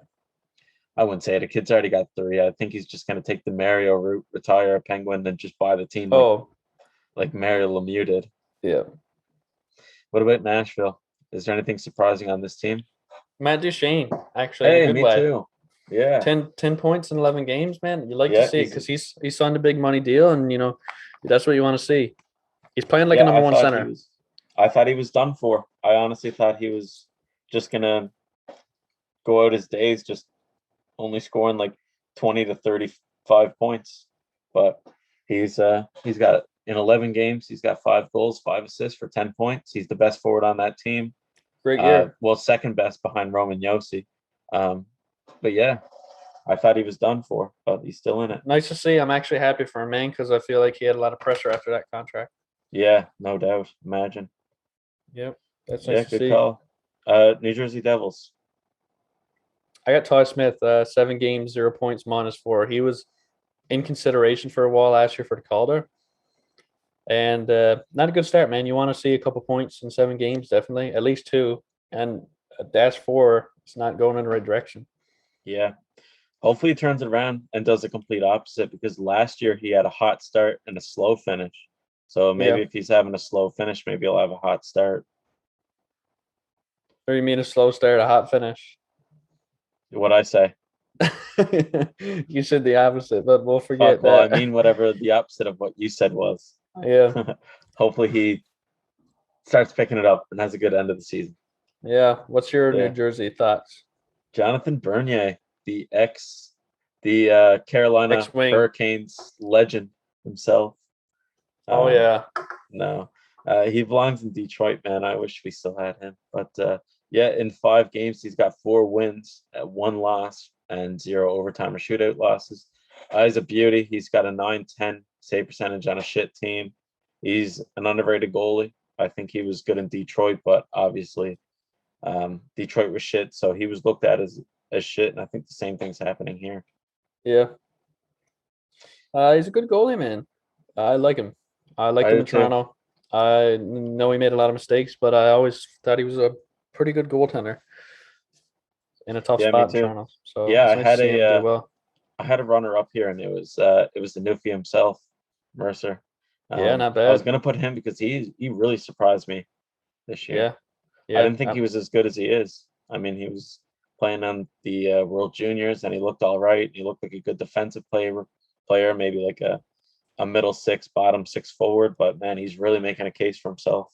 I think he's going to be a top 6 player when it's all said and done, buddy. I do too, especially on the Devils team. He's going to play with either Heischer or Hughes, and he's going to be dishing. You can't go wrong playing with either of those guys. Yeah, definitely. Would it even be the Hockey Tank podcast if we didn't bring up Dawson Mercer, though? Fuck. Yeah, I love this kid. Every episode. I always like New Hook better. I'm starting to get on the Dawson train, man, real bad. Oh, I'm on the Dawson train all the way. You know what they should do? They should rebrand to the New Jersey Dawsons. instead of the New Jersey Devils. Yeah, I'd buy a jersey if they did that. Yeah, just with Dawson's face on it. Yeah, he's a fucking stud. Yeah, he is. Love What him. He about also New York Sam Fisher. Islanders? I got Ilya Sorokin, 9 games Hey, played. same here, man. Same Yeah, here. that's cool. We're picking a few of the same guys. Yeah, well, Uh, smart minds think alike, right? Yeah, I guess so. 9 games played, 5 wins, 2 losses, 2 overtime losses, and a 939 save percentage. That's incredible numbers. I'm kind of pissed because of my hockey pool I did out with the local town. We have a local hockey pool. I picked Ilya what was his name? Fucking Varlamov. Semyon. Yeah. Semyon. Varlamov. Jesus. Jesus, yeah. I picked 2 him. beers too many. Holy fuck. But, Um, it's nice to see Sorokin pan out. He was obviously highly thought of in New York before he signed his deal there too. yeah. Yes, it's surprising too because I thought Semyon Varlamov was definitely their number one guy, and I can't believe he's doing this well. A goalie has not played in a New York Islanders uniform except for Ilya Sorokin this year. He's got 5 wins, 2 losses, 2 overtime losses, a 939, like you said, but he's also got 3 shutouts. Wow, I never knew that. In those 5 games, yeah. So I mean, a lot of goalies this year are just shutting the door. Yeah, and most of them Russian. I mean, there's a flock of good Russian young goalies in the league now. mm-hmm. You're right. Yeah. So yeah, Nice very to see him. surprising to see Sorokin completely steal. He's stealing his job. Yeah. What about the Rangers? I got Capo Caco, man. Hey, same here, man. Good on you. 8 games, 0 points, -1. You hate to see it from a guy who had so much potential, who still does have the potential, but He still just not does. reaching. He'll get there, man. He just can't find his stride this year. No, unfortunately. I think he's out right now with injury. Actually, no, he's not. He played his No, he first just game came back back. last night. Yeah. I think if he doesn't start getting points, he might follow Caufield to the AHL. Yeah, I think he might need a conditioning stint or something, or he might have to go back overseas to find his game again because he can't find it in the Big Apple. Yeah, you really don't want to trade a guy who drafted second overall shortly after. So you're going to look for a different solution. They won't trade him unless they honestly can't find a role for him on the team. He'll have a role for the next 3 years for sure, because you can't trade a player like that, and he'll definitely get ice time to try to pan out. But it's like you said, it's sad to see. It is. What about in Ottawa? Anything happen over there that's kind of surprising? It's surprising to me that Tyler Ennis gets bounced around year after year. He has 6 points in 10 games so far this year. He always gets points, man. He was playing good in Toronto too, and Toronto just treated him like fucking chopped liver. He went to Ottawa, then he went to Edmonton, now he's back in Ottawa. So I mean, I don't know. I feel like why not sign this guy to a 3-year contract playing the bottom 6 at like 1.2 mil? Yeah. How would that be a bad thing? So I know, and he's talented too. I know a lot of people, I guess, just think of his size, right? And that's a bit of a liability. Because at that size, he could get injured, and then you got him on long-term IR for the next 2 years, right? So, I don't know. I think there's a lot more pluses to his game than negatives. I think so too. I always thought he was a good player. Yeah, so that's my guy. 6 points in 10 games. How about you? That's a great pick, man. I never really looked at him. I never batted an eye twice, but my guy is Tim Stützle. In 11 games, he's got 5 assists. Yeah, for 5 points. And he's not playing terrible. He's getting a lot of reps and a lot of shots on net, but I just thought he would be leading the Senators right now in scoring, especially where Brady was holding out for a while. I thought he'd really make some separation over who the best player on the Ottawa Senators this year was going to be. Batherson's leading the team now. Yeah, Batherson's having a really good year. He had a good year last year as well. Yeah, sophomore slump for the old German kid. Yeah, he'll bring it around though. I still got him pegged at getting 70 points. Jesus Holy Christ. fuck. I don't know about that. When we go over those hot takes, man, a couple of them are going to be like, what the hell were we thinking? Yeah, when I said Toronto wins the cup, well, we'll forget about that for now.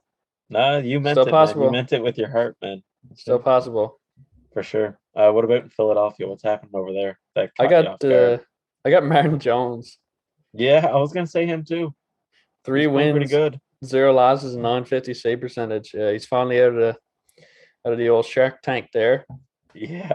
and he's put up a good year for himself. And now it's 3 games. Don't get me wrong. Yeah, I know you can't It's really. 3 It's a games. small sample size, but I mean, he's got a 6 save percentage in those 3 Yeah, games. he hasn't seen a 900 plus save percentage in fucking since like Hitler He was hasn't seen alive. it since fucking juniors. Hitler was fucking roaming the streets before he had a 900 save percentage. I was gonna say something really bad then, but I stopped myself. So you don't know what I was gonna say, so you can't criticize. Oh, we'll leave it there, man. That's I think you summed it up pretty good for all the listeners, our viewers at home. who'd you pick in Philly? My guy in Philly this year was Cam Atkinson, and I don't know why I keep getting surprised when this guy lights it up. In 10 games, he's got 6 goals, 2 assists for 8 points. I mean, not like incredible, but still, those 6 points are 6 huge goals. It shouldn't be surprising because he's got 30 goals before, and he's almost a consistent like 25, 30 goal scorer. So it shouldn't be that surprising that he's scoring, but he's scoring at a really good pace right now. He's been a really good player for a while, and like not superstar level, but he's just a decent player, man. I like Cam Atkinson. I think he's going to do well for the rest of his career in Philly if he stays there. Yeah, so it's good to see him score some goals and get some points. Yeah, me too. Is he an American-born player? I think so. I think so too. Yeah, that's the most surprising thing, actually. Not that he's scoring, fuck him, but that he's American. What about Pittsburgh? What's surprising you over here? The fact that everybody had a hit out on Tristan Jarry after the last year's playoffs. Yeah, I know, right? It was a tough year. I'm not gonna lie, but he had a good regular season, man. He did, and he's having another good regular season. Let's hope he can put it together in the playoffs. So far, he's 4 wins, 2 losses, and 2 overtime losses. 925 save percentage. What's wrong with that? Nothing. Not a thing, man. So he's played around 8 games. So he's especially with that Pittsburgh team too. That's definitely depleted with a lot of injuries and COVID. So, he's playing even better. Yeah, he's playing out of his mind this year. Like without the defensive players, like I think Tang's been gone. Malkin and Crosby are gone. Yeah. Rust is out for a bit. But a player that's not out, that's not performing up to snuff, in my opinion, is my surprising player, Jake Gensel. Yeah. In 9 games, he's got 3 goals, 3 assists for 6 points. And my big question is he only good if Crosby's in the lineup? Because I keep thinking that this guy's a superstar, but when Crosby's not in the lineup, he just doesn't look the same. I don't know. Ask Chris Kunitz. Yeah. I'm sure Chris Kunitz wouldn't have been on the Olympic team without the old Crosby from Sochi. I guess, yeah. Ask the wit dog. Yeah. I think we've almost referenced every single Spit Chicklets member in this podcast. Yeah, pretty much. Yeah, but Jake Gensel's really surprising. He's shooting the puck a lot. He's leading the team in shots on goal, but he just can't find his scoring touch, or he's not, I don't know, finding his passes. I think he'll get it together. I really hope so, man. He's a pretty good player, so I think he'll be fine. Yeah, he's a great power play, or Jesus, not power play, but playoffs player. He really comes through in the playoffs, I find. Yeah. So all Pittsburgh got to do is get him to the cup. Or not to the cup, but to the playoffs, and they'll come through. Hope so. What about the old Shark Tank, as we were calling it before? What's surprising here? I wrote down the good start. Surprising. Yeah, I didn't see it. I figured they'd be sellers. I figured they'd be going full rebuild, but they're playing pretty good hockey, so it's nice to see. Unfortunately, Marlowe's not signed and Marlowe's not playing, but we'll see what happens with San Jose. I still don't see him as a playoff team. I think they're going to drop off. They lost a lot of their core in Thornton and Marlowe when they were just getting older, right? And they got a lot of rough contracts too, so they can't even bring anything in to help them. Yeah. So, excuse me, sorry, throat's all fucked up. But we'll see. We'll see what happens. I don't think they're gonna make playoffs, but it's surprising that they're having so good of a start as they've had. What about you? Sure. I picked Brent Burns, and he's probably one of the most important pieces of the fast start, other than maybe Timo Meier. But in 11 games, he's got 1 goal, 8 assists for 9 points. And I wrote down here that he's old, but he's still gold. I thought he was going to drop off soon, but doesn't look like he's slowing down. No, man, he's just speeding up. That's right. It's only his prime now. Yeah, it's not surprising that this guy used to be a forward. He used to be right wing for Minnesota, but he transitioned to defenseman, and he still got that offensive skill. He's a Norris winner, buddy. Yeah, that's right. That'd be funny if he won like a Hart or something, or like a offensive award. Yeah, Rocket, and then he went back to defense and won a Norris. He'd probably be the only player in history to win a Rocket and Norris. That'd be insane. Oh man, I would say he probably could have done it when if he was forward when Jumbo Joe and Marleau were there. Yeah, that would have been something. That would have been something to see. Yeah. Anyways, we can keep dreaming. Yeah, that's right. Seattle. Yeah, that's all I got on Brent Burns there. Do you want to talk about Seattle? Yeah, sure. I'm wondering what's surprising me that Brandon Tanev turned into a sniper. Me too, man. Me too. Is that what you chose? Oh, 6 goals. Mm-hmm. That's pretty cool. Yeah, in 12 games, he got 6 goals, only 1 assist for 7 points. What's his career totals then goals like in a season? 14. I wonder, is it 14? Wow. So at a high of 14, he's almost halfway there now. Yeah, he's definitely going to get 20 goals as far as I'm concerned. Yeah, so he's never scored like this before. He had a season where I think in the season he got 14. I think he had 40 points. So he might get back up there, but this is just a good example of almost like a William Carlson kind of thing where he's been passed over a couple times now, both by Winnipeg then Pittsburgh, and he might find his home now in Seattle and start turning it on. I don't think he's going to score in the same rate. William Carlson got 40 goals in that first year, but I think he's definitely. I don't know. Tanev is on that first line, isn't he? I'm not sure. With Everly? He might be, yeah. Or maybe he's on the second. I'm not sure either. But I think he's due for 20-plus goals this year. Yeah, for sure. He'll definitely beat his high. Even if he scores on half the rate he's at now. I mean, he's getting a goal every other game. That's the pace he's on right now. So that would still be 40. So he'll definitely, even like a quarter of that, he'll get there. Yep. All right. St. Louis. Who did you have here? I got Tarasenko. 11 points in 9 games.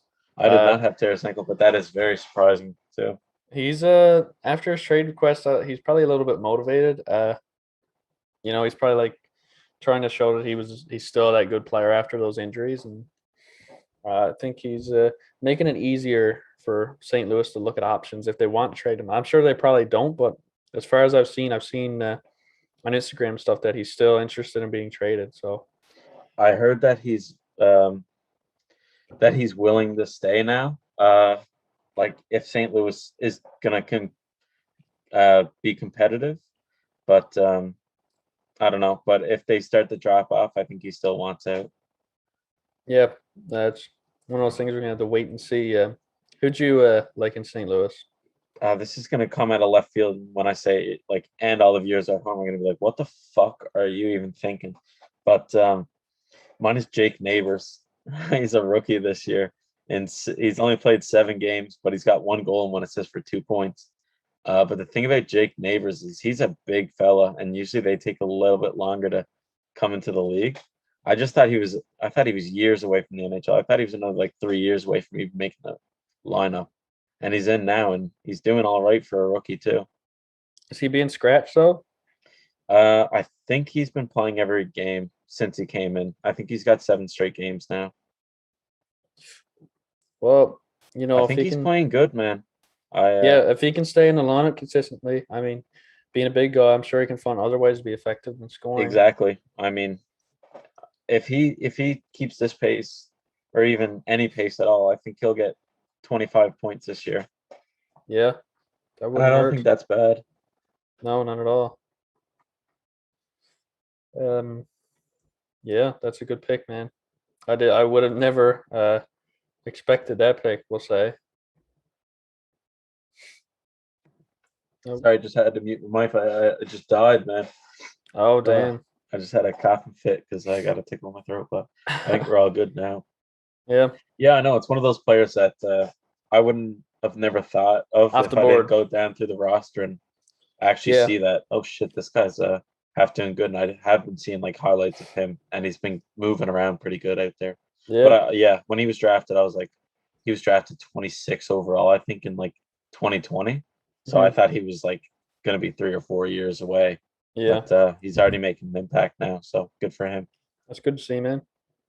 For sure. What about over in Tampa Bay? I wrote down that surprising to me that their lack of depth is noticeable. You know, losing those guys that they lost in the offseason due to salary cap constraints. You're seeing it every now and then. They can't finish out games like they used to be able to, and you know they're missing a couple of those extra goals. I mean, the big guys are still doing what they're doing, but makes me question what their moves are for the trade deadline because I think they need to upgrade in some spots. Yeah, it's surprising you say that because I wouldn't have thought that at all. I would contribute the kind of like not being able to oh my god, it's back. Not being able to close out games just to I don't know, the fact that they're tired.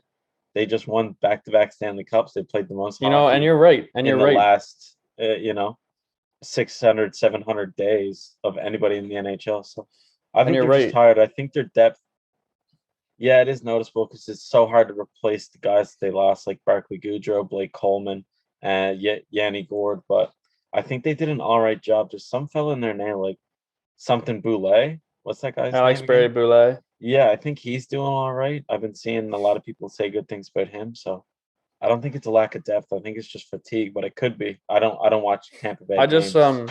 So when they're starting to put Corey Perry and Pat Maroon higher up in the lineup on the third line and stuff, it's like you know, they're fourth liners, honestly. I don't actually. Yeah, yeah. Corey Perry was higher up in Montreal, but yeah, he's a fourth liner That was in the playoffs Tampa too. Bay. Yeah, It's a that's different fair. story. Corey Perry can play your second. Corey Perry can almost go on your second line in the playoffs, but like when you're in the regular season with the grind of 82 games, I feel like he's better suited on the fourth line. Yeah, and that's fair. Yeah, you wouldn't be wrong. Yeah. What do you think about Tampa? I think it's Alex Killorn. I've never seen him score on this pace before. In 11 games, he's got 7 goals, 4 assists for 11 points. Mm-hmm. I think most of that is due to Kucherov being out, him being on alternating wings with Stamkos and Point. So I think that plays a huge role. But still, seven goals for Alex Killorn is, Pretty impressive. nothing short of amazing for him. Yeah. That's a great start. He couldn't ask for a better start after 2 long runs. Exactly. Playoffs. Yeah. Yeah, it's good to see. He's a beauty. I like Killorn. Yeah. I wish he was on the lease. He's got like a YouTube series or something where he goes on a jet ski. You ever see that? Yeah, man. He's like a social media influencer kind of guy. I laughed Yes, at him, man. man. I was a laugh at him.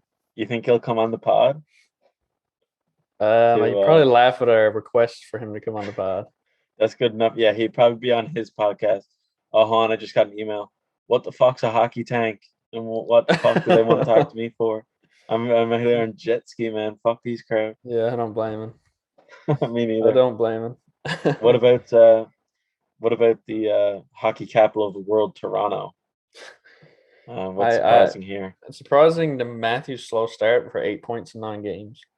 Yeah, I wish we had this a couple days ago before they popped off because then it would have been even more surprising.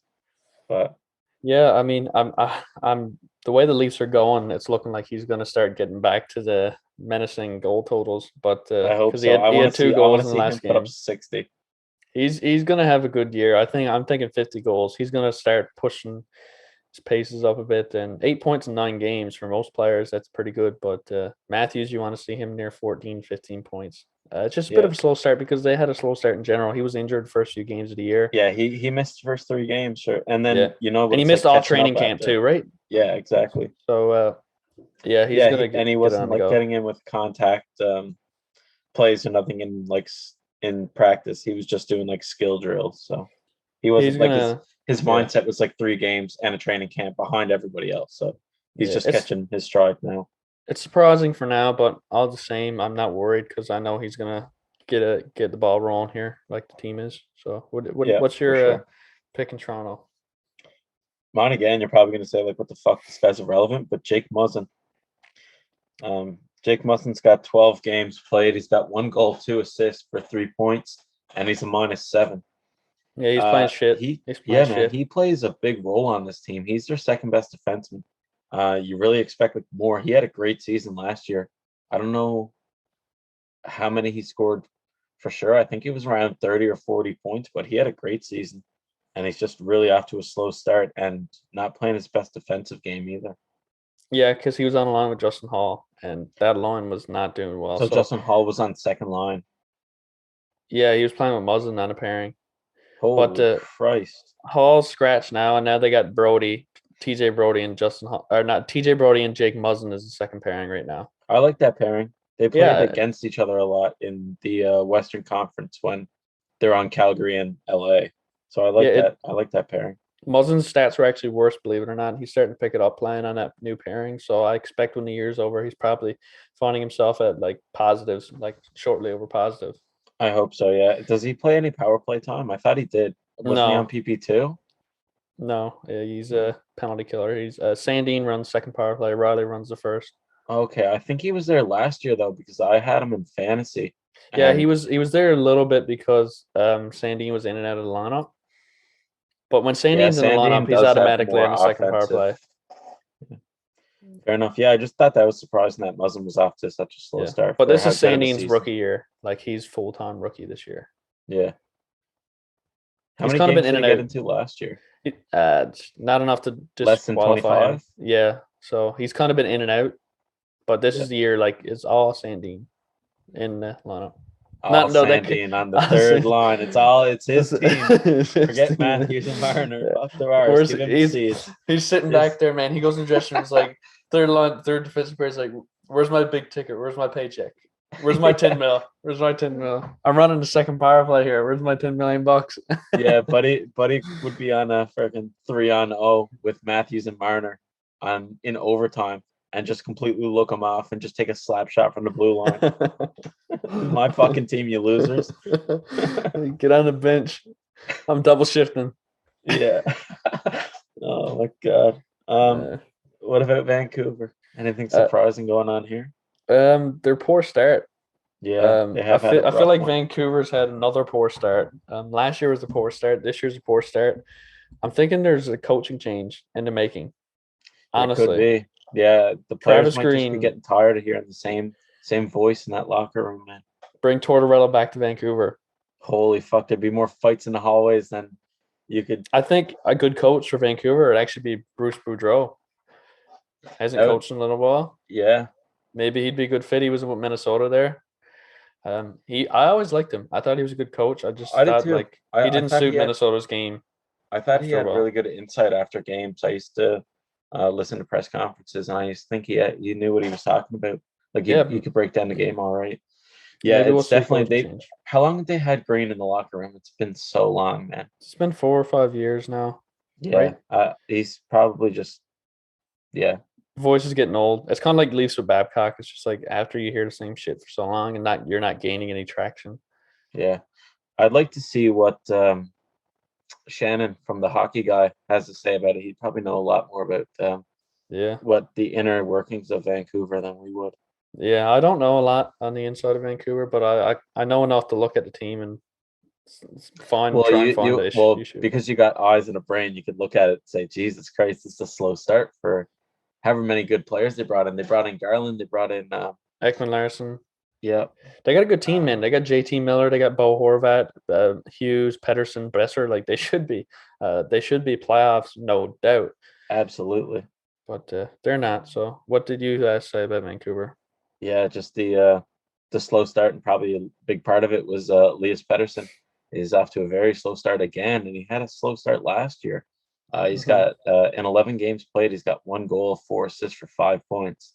It's not good. I'm really hoping he'll pick it up, man, because this guy's one of my favorite players in the league. So it just sucks to see him doing so bad, and I can't put my finger on why. He just got a big money contract. Man. He's got everything. It could be he's got everything. And the GM too. Like I don't like the GM there either. I think Vancouver needs new management, as far as I'm concerned. I thought there was good moves brought in over the summer to make him more competitive, but Yeah, we'll see how it turns out in the end.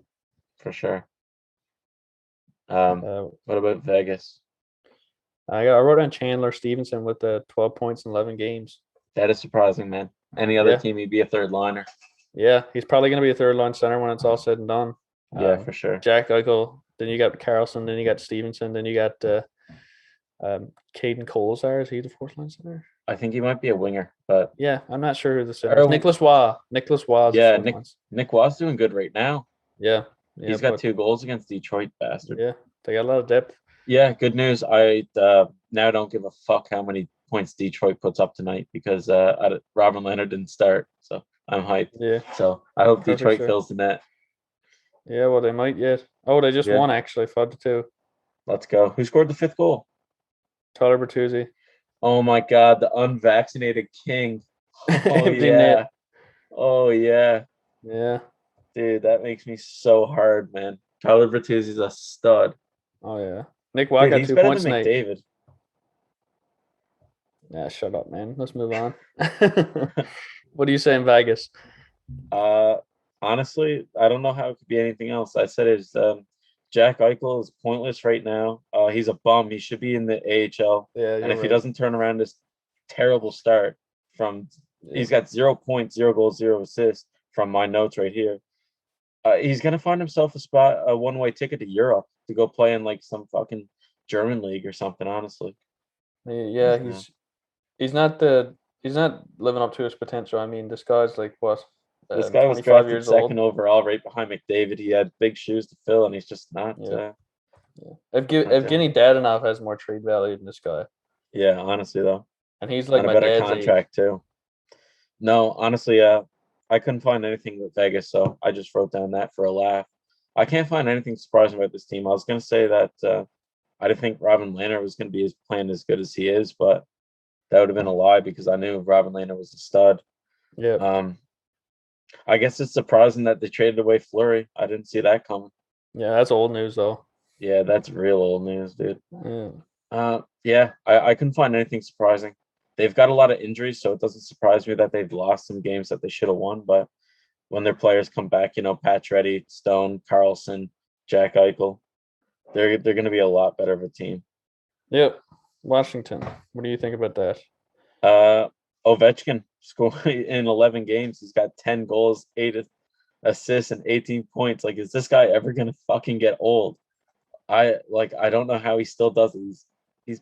He's got the most goals in the league with 10, and it's Ovechkin, so we should. But he's on pace for 80 goals right now, and I know he doesn't keep the pace because how could anybody do that? But I just can't believe at his age he's still on this ridiculous pace. He's almost a goal per game right now in the NHL. Man, you couldn't have said it any better. That's exactly what I was gonna say. Yeah, man. OV is just doesn't age. He doesn't age. He's a fucking Russian tank. Yeah, he's a Russian tank, man. He was born and bred to fucking snipe. Simple as that. Yeah. He's massive. He's a fucking huge sniper. He's big game goal scorer, man. He does it all. You know what I love about him more too? Because he's got 740 goals, but he celebrates every goal like it's his first. Yeah, he gets so excited when he scores, man. It's like he's never done it before. That's insane. Like imagine being able to celebrate 700 plus goals. And celebrate him as that. I'm surprised he's got the energy to keep scoring. I'm surprised he doesn't use it all in his sellies. Yeah, exactly. And who's left? The last team, sir, on our surprising list. Who do you got? I got Hellebuck's bad start and Comrie's great start. Yeah. They're kind of playing on the opposite of what you would expect. Hellebuck's out. Yeah. He might have COVID, so that's why. Yeah, but when he was playing though, he's he still never had good numbers. I believe he's at 880 save percentage currently. That's rough. How many games does he have played? I think he has 4 or 5, and I don't have the stats, but damn, man, that sucks. It's a tough start for him. He's gonna get it together though. I have no worries about that. He's second in Vezina, I think. Right after he's one of the best goalies in the league. I would say he's second best, right after Vass. Yeah, he's a really good goalie. It's just a slow start for him. It's surprising. Is what it is. It's on my surprising list. Well, very surprising too is fast start of Andrew Kopp right now. This guy is on fire. I never even noticed him. 11 games played, 5 goals, 7 assists for 12 points. He's never been a point per game player in his life, but he is right now. It's just surprising because, like, you think of Andrew Copp, you said, like, reliable third line center, you know? You don't think of point per game Andrew Copp. So it's weird to see him scoring like this, especially when there's guys that's scoring right now, like Dubois is doing good. Dubois, I think, has 6 or 7 goals. Connor's doing good right now. I guess Connor's Scheifele's leading been the out, team in but he's points. back. Who is? Connor. Connor's? Yeah, it doesn't surprise me, man. Connor's been lighting it up. I think Scheifele's been out for a while, and I think Blake Wheeler's also been out. So I guess Copp had to step up, but yeah, he's doing amazing right now. Yeah, that's good to see. For sure. Anything else you'd like to touch on about any of these players or teams? Kirill Kaprizov on her points. That's all I get to say. Fair enough. You heard it here. I can't say that phrase. I'm gonna stop saying that. I think you heard it here first, folks. You heard it here first. You heard it here last, probably. Yeah, honestly, I'd say no. I think we are the first people to report 100 points for Kirill. Yeah, that's true. That's fair. No, it'll come true. Just keep dreaming, buddy. My dreams are ready. I'll be ready tonight. Yeah. Thanks for tuning in, folks. This was a really fun podcast. I had fun anyway. Steve, I hope you had the same. I did. Always, buddy. Awesome. I just want to remind people one last time to follow us on Instagram for almost daily posts. We try our best. We're both going through school, but we try to pump something out for you guys. Also, go watch our YouTube videos or even Sauce's little subscription. Because we try to post weekly. Usually it all comes out in one clump, but like we said, we're trying our best, and it's just a bit of fun. It's a little bit slower on the YouTube, but that's all we can do. If you guys don't watch, because you guys are already listening to us, you don't want to listen to us twice. Recommend us to your friends. If someone is a visual learner, direct them to our YouTube, and that could be a bit of fun for you guys to talk about then and chirp us about how stupid we are. So love to see it. Awesome. Yep. Thanks for tuning in, guys. Just a friendly reminder right now to start growing your muzzies. It's Movember. Let's get some mustaches going. It's a good thing to see. And if you're a lady listener, maybe from Germany, because I've seen that you liked our picture. This is from Germany. If you're listening, if you can grow yours too, grow your under the belt muzzy. No, that's disgusting. Don't try to donate or give a compliment to a guy with a nice mustache if you can't grow one yourself. Yeah. Like me, I'm saucing compliments all month on fellas with nice muzzies. Because I can't grow them myself. I'm gonna try my best, but beard growth serum, man. Yeah, maybe I'll just take my downstairs hair and fucking put a bit of glue on my lip, throw it up there. Oh geez, that's a perfect idea. Yeah, we'll see, man. We'll see. I'm gonna look into that. Men's health. Yeah. Thanks for tuning in, guys. This got a little bit weird next week. But we'll see you next week. Thanks for tuning in. See ya.